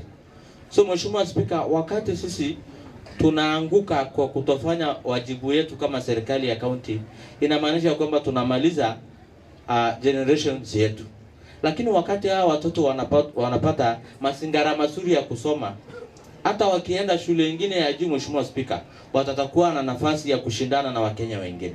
Kwa hivyo ningeomba tu sisi sote, kila mtu achukue jukumu lake, acheze kwa nafasi yake kuhakikisha kwamba watu wetu wanapata elimu bora. Si bora elimu bora, ndio waweze kushindana na Wakenya wengine katika mambo ya ajira, katika mambo pengine ya kufanya taaluma mbalimbali katika taifa letu la Kenya, ambaye pengine itatupatia nafasi Kenya na pia inaweza kukuajiri hata kimataifa. So Mheshimiwa Spika, ni lazima sisi tulie mkaso mambo ya masomo. Ingine pia Mheshimiwa Spika, ningeomba pia watu wetu ya kwamba kwa sasa kwa mambo ya ufugaji tunajiheshimu, lakini waweke mambo ya masomo kipaumbele. Wajue ya kwamba kitu ya maana, kitu ya dhamana ambayo unaweza ukaachia mtoto wako ni masomo. Kwa hivyo ni lazima watu wetu, jamii yetu wa ufugaji, kwa njia zozote wahakikishe ya kwamba hawa watoto ambao tunawaona Mheshimiwa Spika katika gallery yetu kwa leo, wahakikishe ya kwamba hawa watoto wote wameenda shule. Mheshimiwa Spika, pia ningeomba chairman yetu ama kamati yetu ya mambo ya elimu wahakikishe hata mambo ya distribution ya basari, wakati mgawa serikali wa pesa ya shule, wahakikishe ya kwamba watu wetu wamepata kwa hali kubwa, ndio sisi pia tupate nafasi ya kuweza kusoma kama vile Wakenya wengine. Nashukuru sana Mheshimiwa Spika. Asante. Mheshimiwa Gira, tamalizia. Asante Mheshimiwa Spika. Mheshimiwa Abdullah. Asante Mheshimiwa Spika. Ningependa kushukuru wajumbe wa kaunti wa Isiolo kuweza kujadilia hii motion kwa ufasaha. Order members. Watu wakae chini. Watu wakae chini. Aje the terms. Endelea Mheshimiwa. Kwa kuweza kujadilia hii mapendekezo ambayo nimeleta katika bunge kwa ufasaha. Mengi yamejadiliwa na waheshimiwa. Nadhani executive itakuwa na jukumu ya kutekeleza ile maoni tumetoa hapa. Mheshimiwa Spika, ile mapendekezo nimeleta katika nyumba leo ina manufaa katika jamii, kwa sababu masomo katika ECD centers ikiboreshwa, tutakuwa na jamii ambayo itakuja kuwa na manufaa siku ya usoni, kwa sababu maisha ya hii watoto wadogo ikiangaliwa na kupangwa vizuri, wakiwa na hii umri kidogo, watakuja kuwa magavana, watakuja kuwa rais, watakuja kuwa madaktari, watakuja kuwa lawyers ambaye watakuja kusaidia hii jamii. Mheshimiwa Speaker, hatuna budi ama haifai sisi tuweze kutegemea watu wengine kutoka nje, tukiwa na hizi watoto ambaye wako na uwezo ya kutufanyia kazi vile inatakikana. Mheshimiwa Speaker, shule za chekechea katika kaunti mzima iko katika hali ngumu. Ni jukumu kila MCA aweze kufanya ile audit na kuweza kuangalia imeathirika kwa kiwango gani. Kitengo muhimu Mr. Speaker, ambaye ni muhimu sana katika masomo ya chekechea ni chakula. Mimi kama chairman ya budget tumeweza kutenga pesa na kuweka we have done an appropriation that an ECD will be provided with food ration, a full package. Hiyo wakati ikifika, communication itafanyiwa na kila shule itaweza kupata. Mr. Speaker, kuna ECD classes na kuna ECD centers. ECD center inamaanisha ni shule ambaye ni ya watoto wadogo, inaweza kujisimamia bila kuegemea ama kutegemea shule za primary. Hivyo nikisema Mr. Speaker sana maanisha shule ya chekechea iko na class, shule ya chekechea iko na staff room ya walimu, shule ya chekechea iko na choo yake, vifaa za kuchezea na vitu zingine itakuwa ina support pamoja na fence, kwa sababu wakiwa wanakaa katika uwanja kama hii haikwagi mzuri kwa watoto mdogo ambaye umri yake haiwezi mkubali kuwa nje bila mlinzi.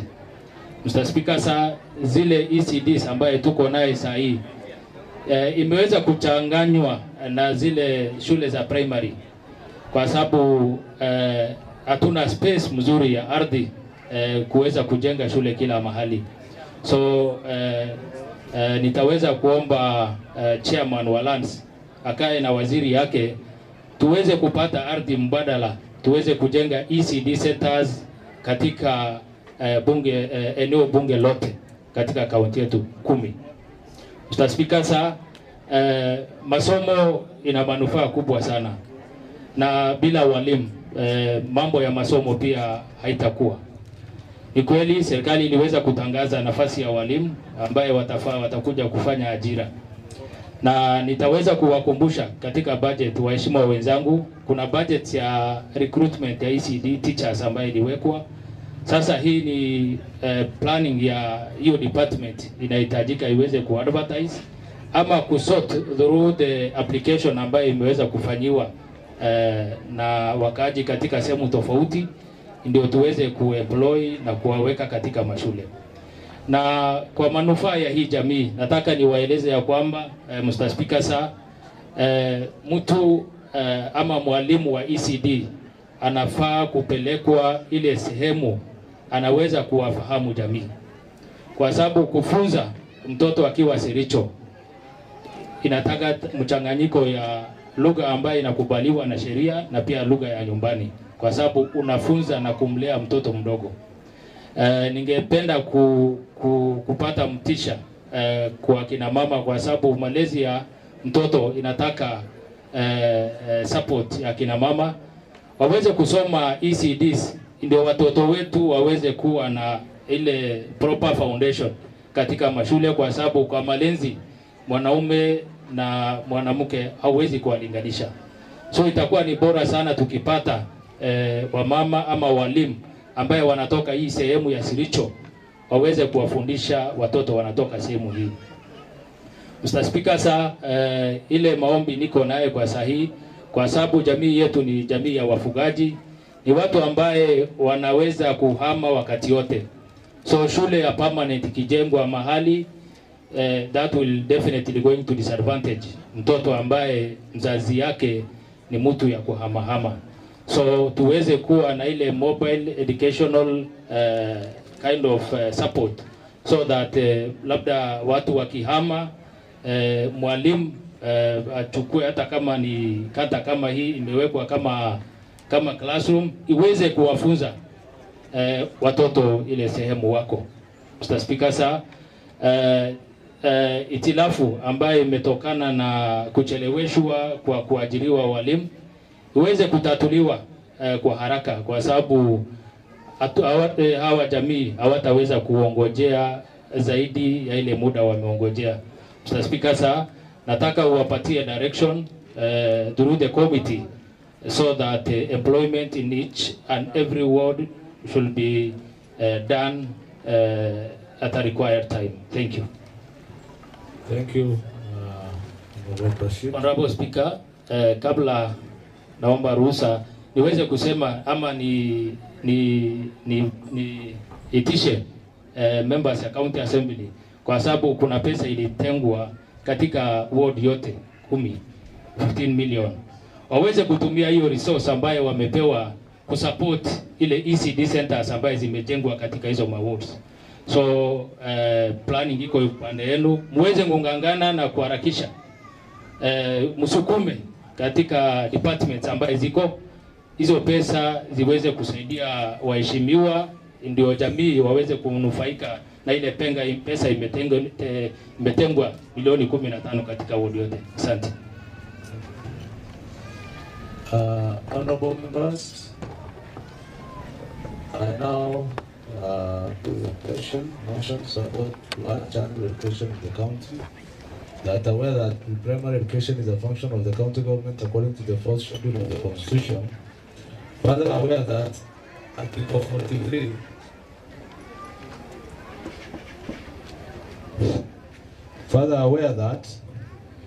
Article 53, 1B and C of the Constitution provides that every child has the right to free and compulsory basic education and nutrition.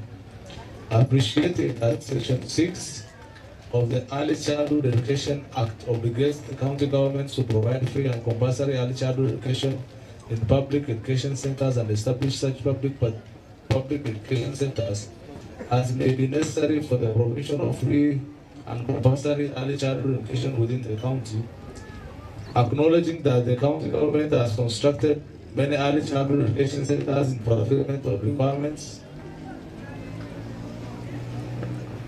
of the Constitution and laws towards realization and pre-primary education, concerned that the early childhood education centers across the county, including SERICHO ward, continues to experience shortage of teachers, erratic supply of filtration and equipment.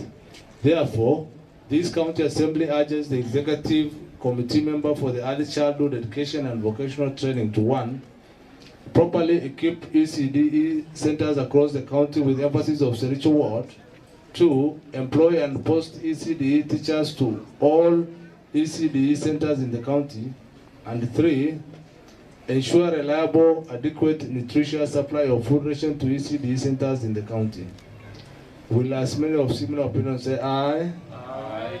Those of contrary opinions say nay? The ayes have it. Next order. Order number 10, motion.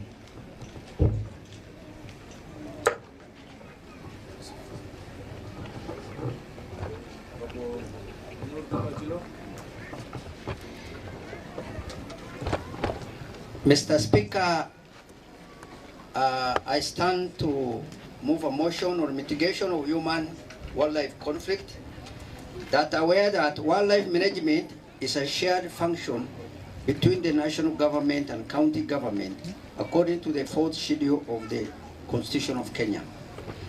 Further aware that conservation and management of game reserve is a function of county government, acknowledging that Isiolo is home to Shaba, Isanadi, Buffalo Springs National Reserves. Appreciating that over 60% of wildlife live outside protected areas in Kenya, and human-wildlife conflict is a common occurrence in our communities nowadays, exacerbated by climate change.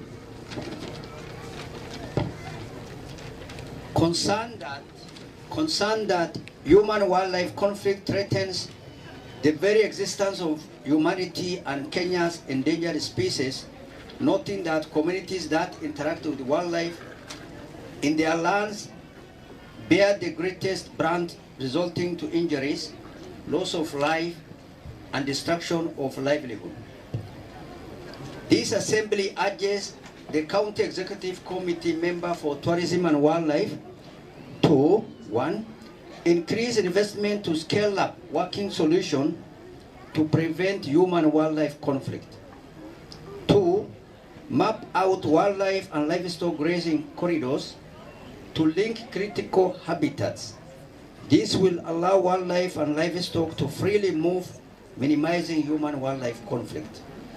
3, county government to liaise with the national government to hasten compensation for victims of wildlife conflict.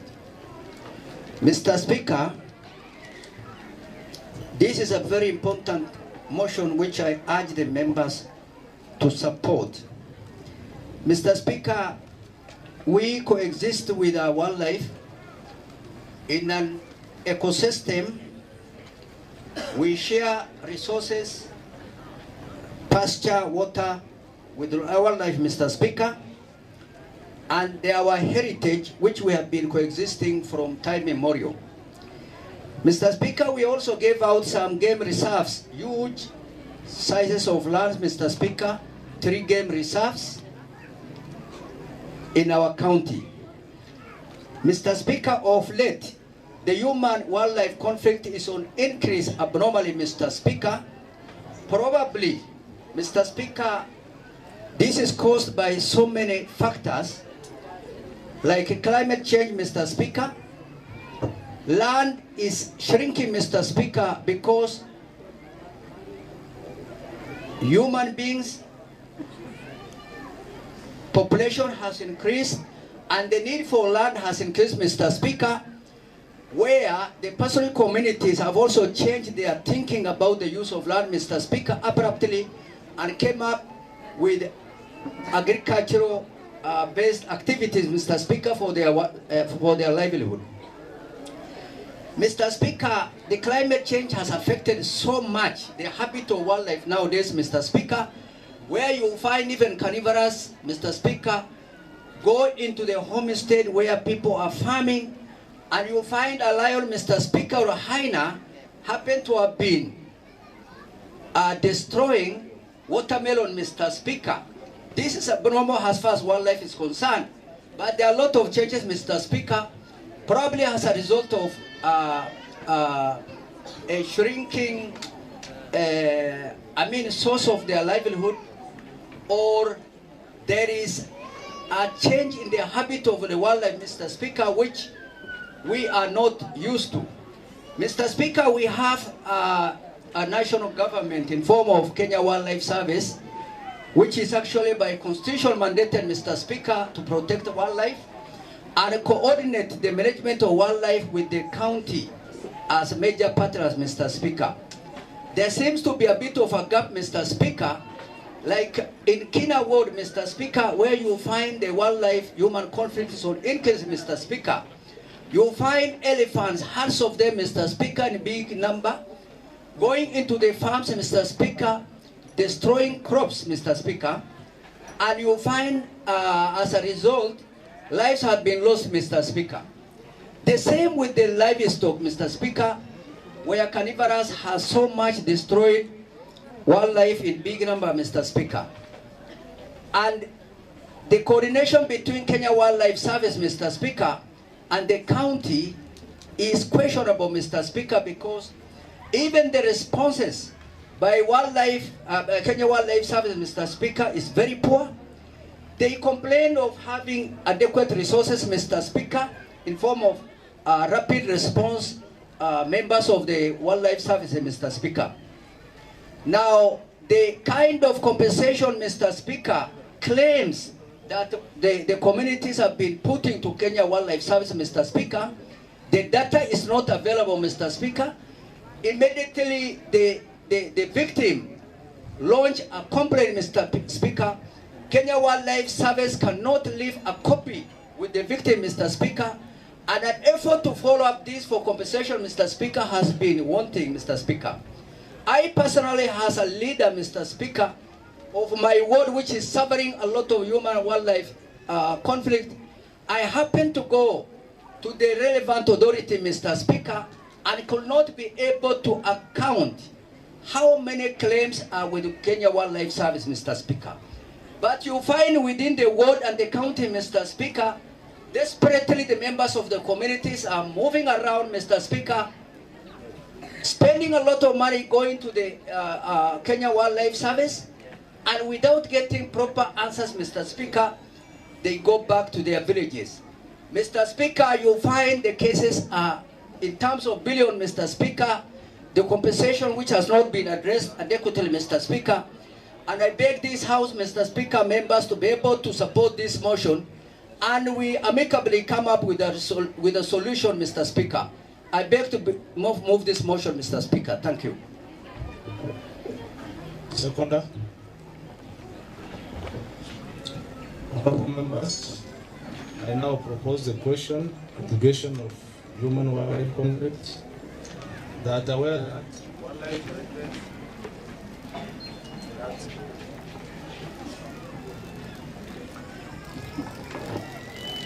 that wildlife management is a shared function between the national government and county governments according to the 4th schedule of the Constitution of Kenya. Further aware that conservation and management of game reserves is a function of county government, acknowledging that Isiolo is home to Shaba, Bisanati, and Buffalo Springs Natural Reserve.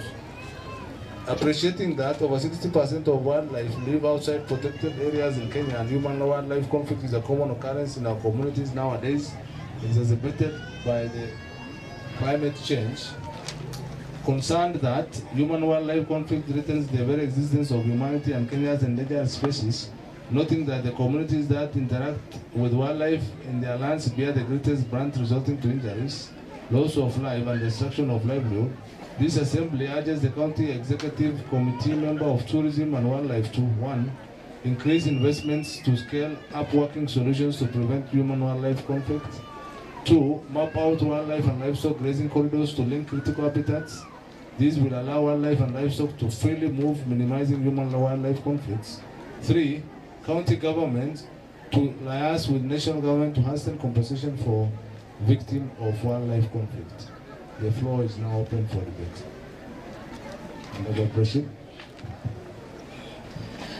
Honorable Speaker, hii mjadala mimi imenigusa kama mwakilishi wadi ya sehemu ya Garbatula. Kama wiki mbili iliyopita katika sehemu ya Garbatula, Manyata inaitwa demo, kuna kijana aliweza kuumizwa na ndovu. Mr. Speaker, sir, huyo kijana hakuwa katika ile protected area, alikuwa katika residential area. Sehemu ya Manyata demo ni kama kilomita na nusu kutoka town. Akiwa anafanya shughuli yake ya kutafutia jamii ama wa familia yake, aliweza kuumizwa na ndovu ambaye ilikuwa katika sehemu ambaye watu wanaishi. Aliweza kukimbizwa hospitali sehemu ya Isiolo akiwa na ile maumivu kwa sababu iliweza kumdunga hapa chini. Akapelekwa hospitali ya Isiolo na sasa katika ako hali sawa, lakini ni mtu hawezi kutafutia familia yake yako nyumbani. Mr. Speaker, sir, ile sheria ambayo inalinda wanyama wa pori ingefaa pia kuwalinda wakaji katika ile sehemu wako. Najua ulinzi na uhifadhi ya wanyama pori ni jukumu ya serikali kuu. Lakini ikiwa imeingia ama imevuka mpaka na kuweza kuingilia katika sehemu ya makazi, tutaweza kuchukua sisi kama wakaji katika sehemu ile tuko kuweza kujiprotect. Kama hatuwezi kupewa ile ulinzi vile inatakikana, Mr. Speaker, sir. Mimi niko na machungu kwa sababu kuumizwa kwa mkaaji katika ile sehemu anakaa haifai. Labda mtu akiua mnyama wa pori, simba ama ndovu, watu wa KWS wanachukua hatua kwa haraka. Lakini mtu akiumizwa unaweza jaza claim form ikae miaka 10 na hawa bila kupata ile compensation. Before you compensate someone, you must protect them. Mr. Speaker, sasa kwa sababu ile token serikali inawapea haitoshi kurudisha ile afya ya ule mtu katika vile alikuwa mbeleni. Mr. Speaker, sasa hii sehemu ya kuanzia Makadaka mpaka Kombola watu wangu wanafanya ukulima. Kwa sababu ya ndovu na pia nyati wameshindwa kuhifadhi ile shamba wako naye. Kila siku wanaharibiwa, mimea zinaharibika, compensation ile hawezi kupata.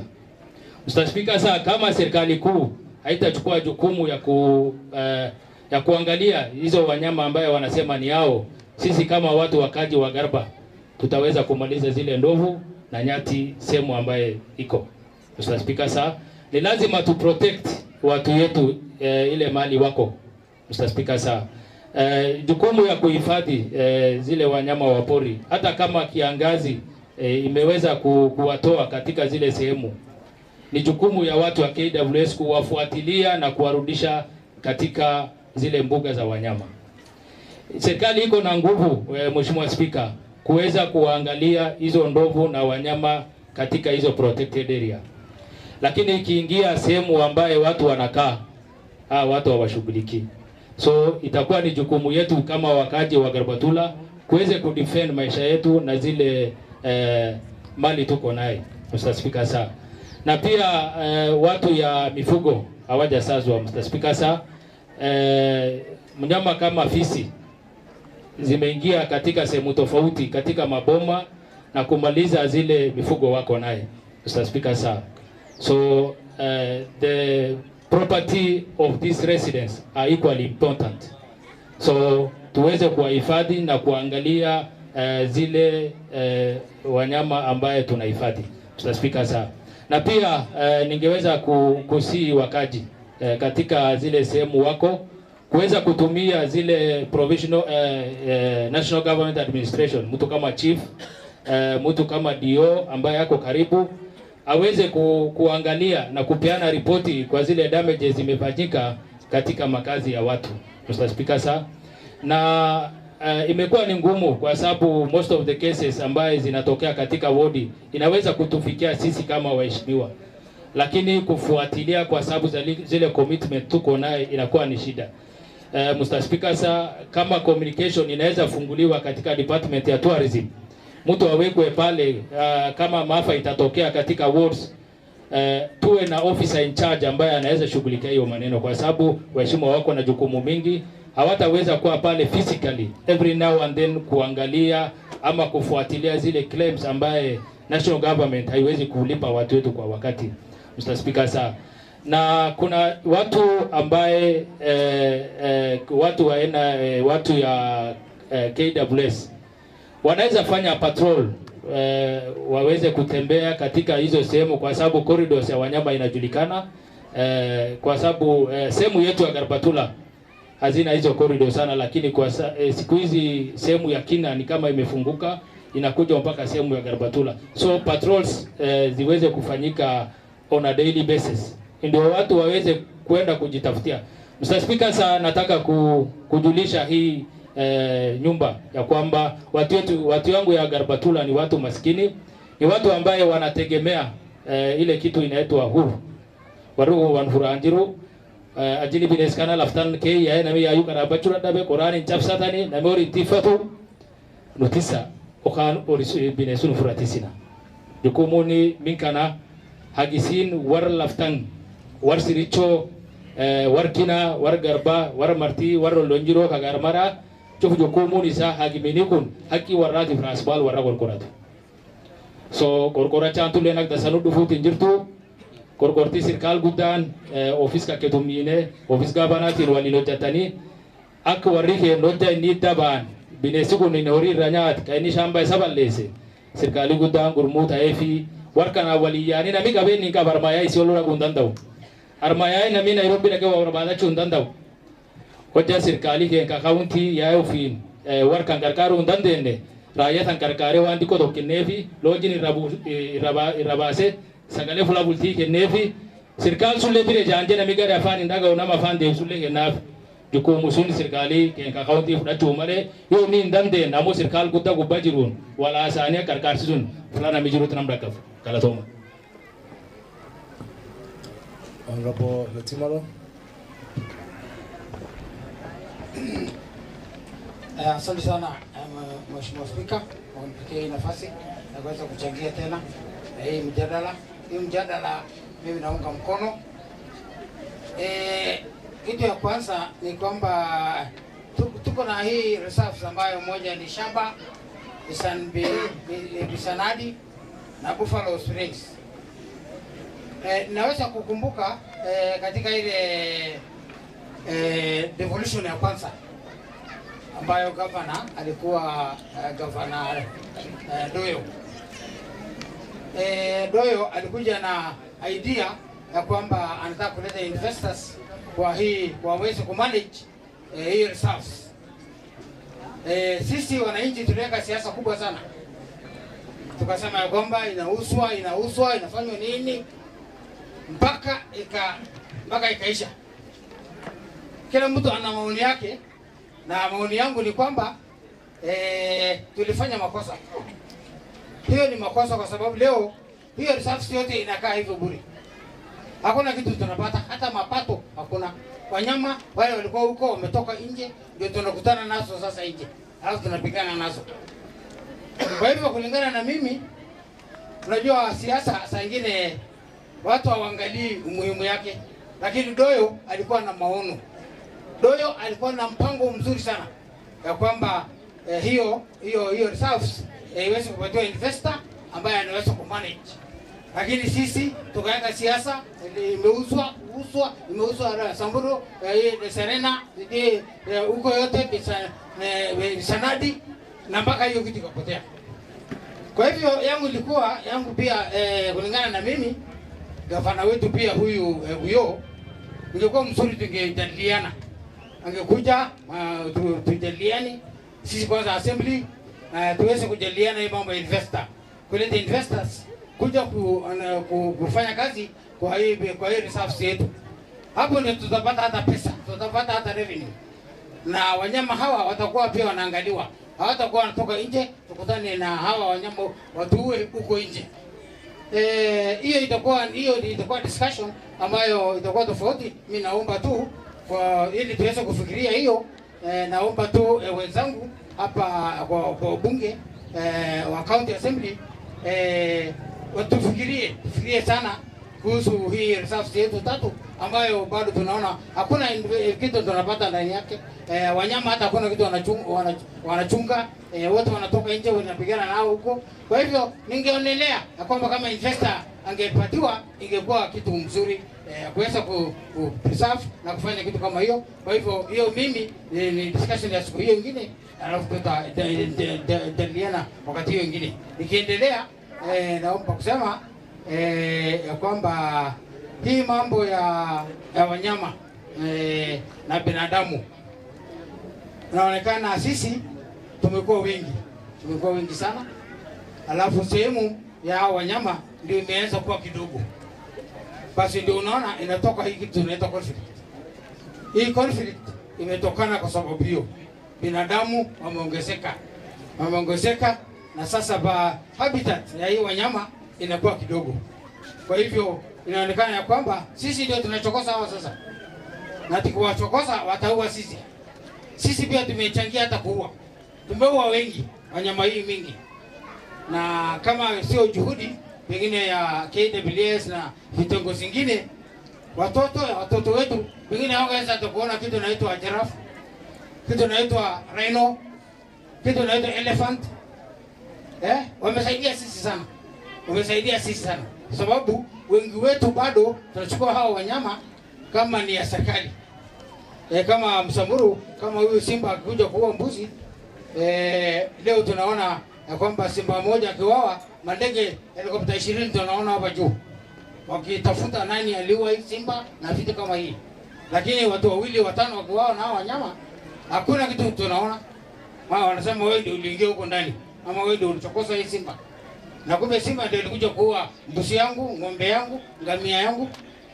Na ndio Samburu wanasema hata Wamasai ama Wasamburu wanakuja kuua ile wanyama na kwenda kuripoti ya kwamba nimeua wanyama yenu.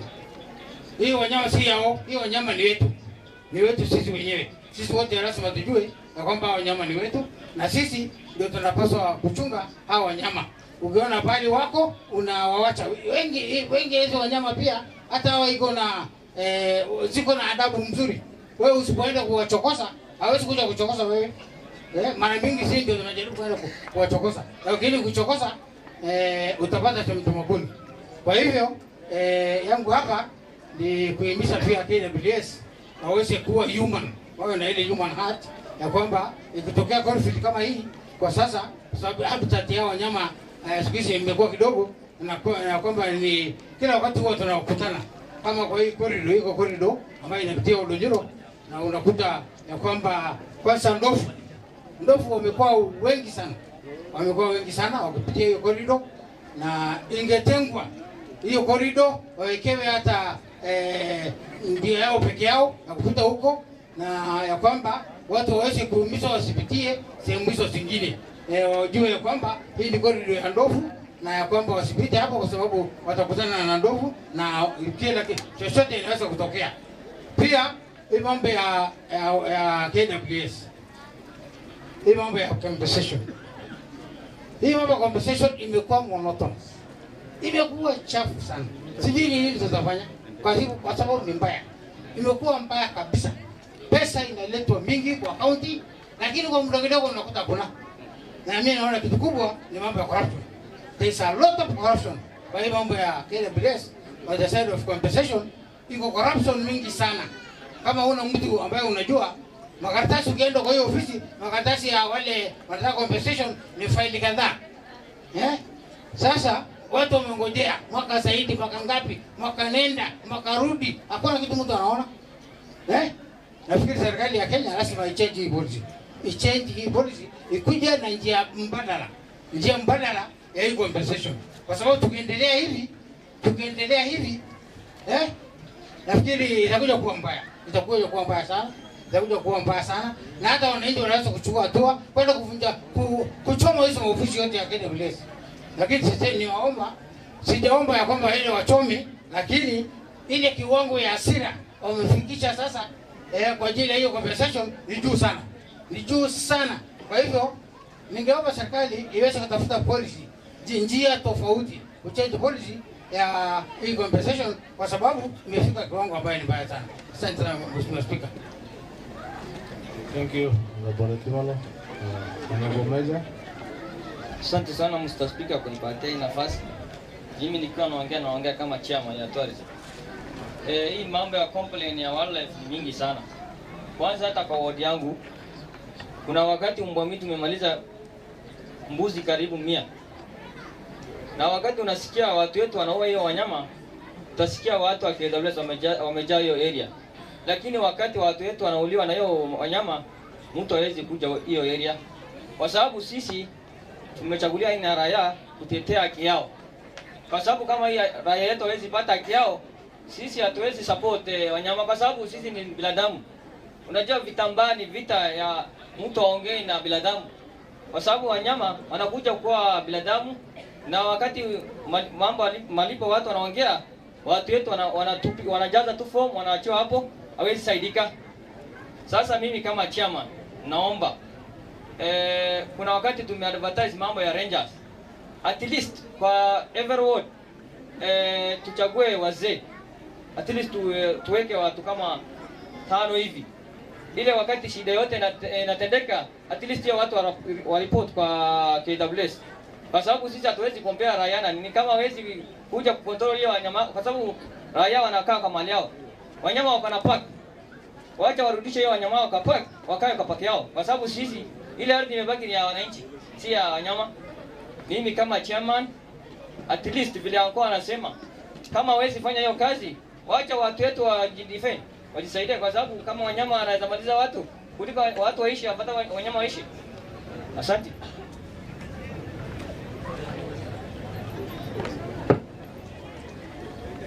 Honorable members, you have something to say? Okay. Mr. Speaker,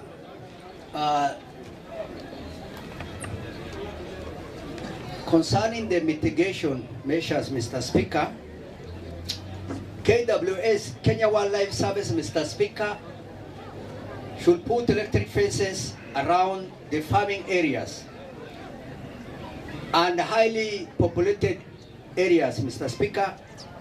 And also, with the new technology, I'm told there are some lights which can actually scare away all species of wildlife which can encroach into the homesteads.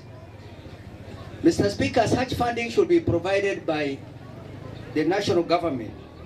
Mr. Speaker, tourism economy is not coming to the people who are actually living with the wildlife in big number. As we said, over 60% of the population of wildlife is living outside the game reserves.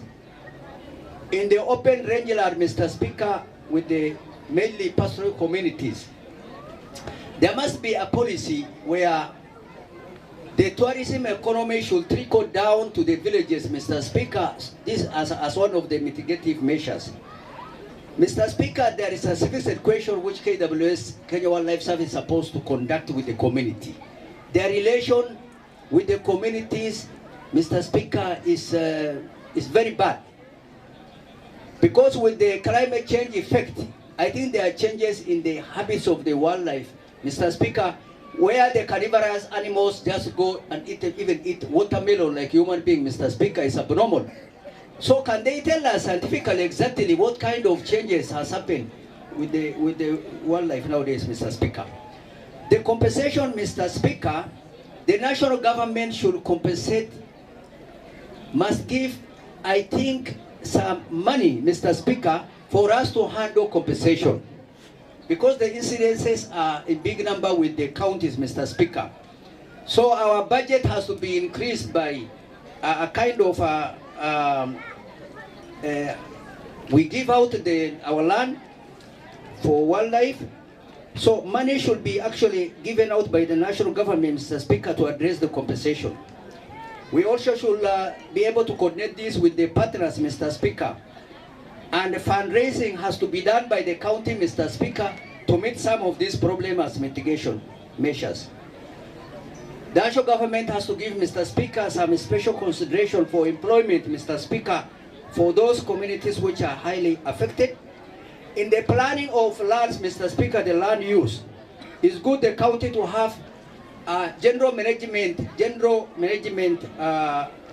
plan for the land, Mr. Speaker, where we can come up with the corridors of wildlife clearly, the dispersal areas which the wildlife can coexist with the livestock in the grazing rangeland, and also the settlement areas, Mr. Speaker, has to be considered in relation to the use by the wildlife. Mr. Speaker, the national government has to give us the data of the claims actually which is lying as a pending bill, Mr. Speaker. And I thank members of House, Mr. Speaker, for contributing to this motion. Thank you so much, Mr. Speaker. Thank you, Honorable